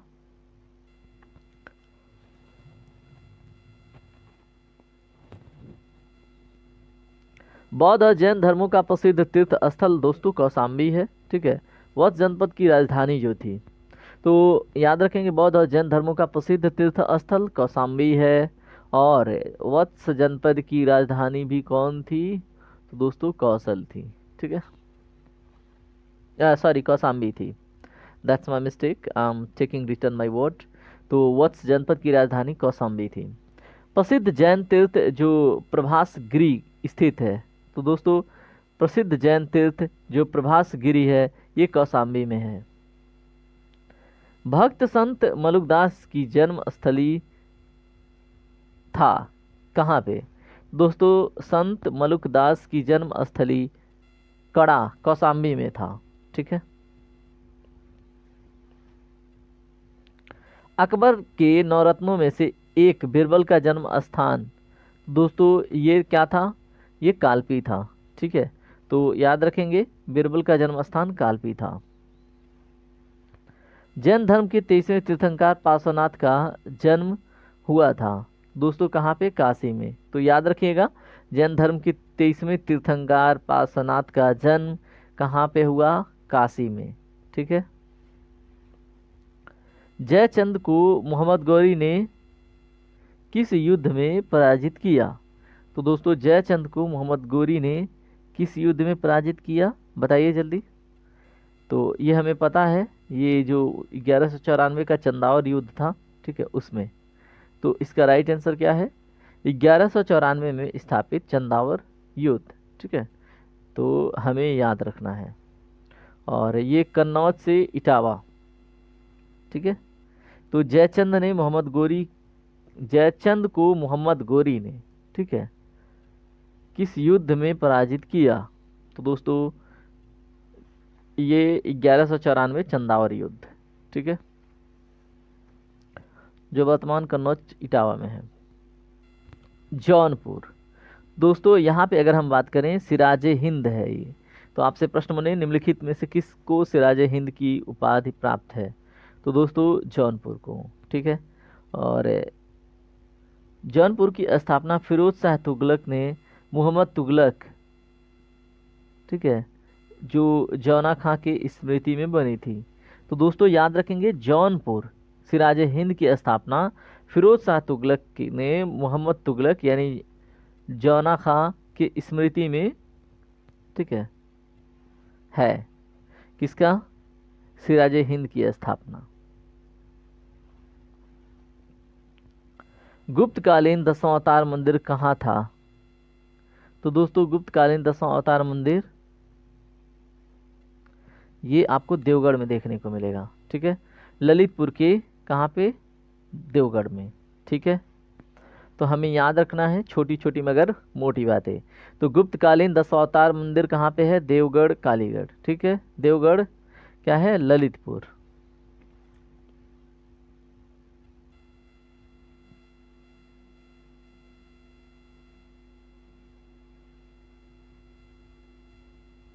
चलिए कंटिन्यू करते हैं। तो हर्षवर्धन प्रति 5वें वर्ष महामोक्ष परिषद का आयोजन कहाँ करता था, तो दोस्तों प्रयागराज में।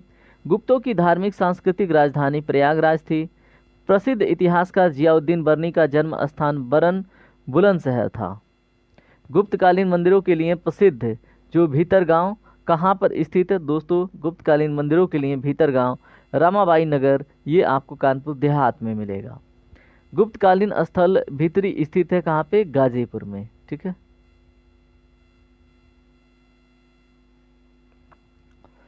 सूफी संत शेख निजामुद्दीन औलिया का जन्म स्थान बदायूं था, हमें याद रखना है।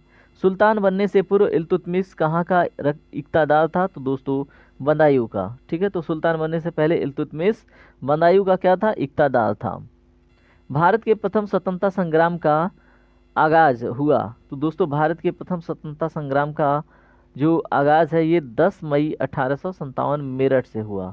ठीक है, तो दोस्तों 10 मई 1857 की क्रांति आपको याद है ना, बात वही हो रही है।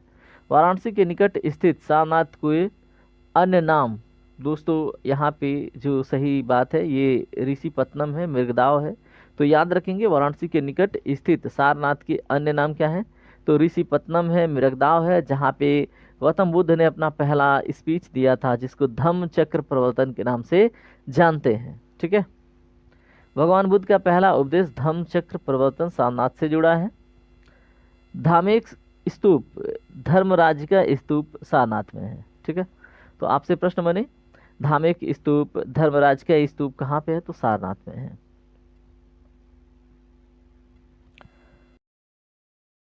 दोस्तों पार्ट 2 बहुत जल्द अपलोड करूंगा और आप उसके लिए आप इस चैनल के माध्यम से जुड़े। चलिए अपना ख्याल रखें, धन्यवाद।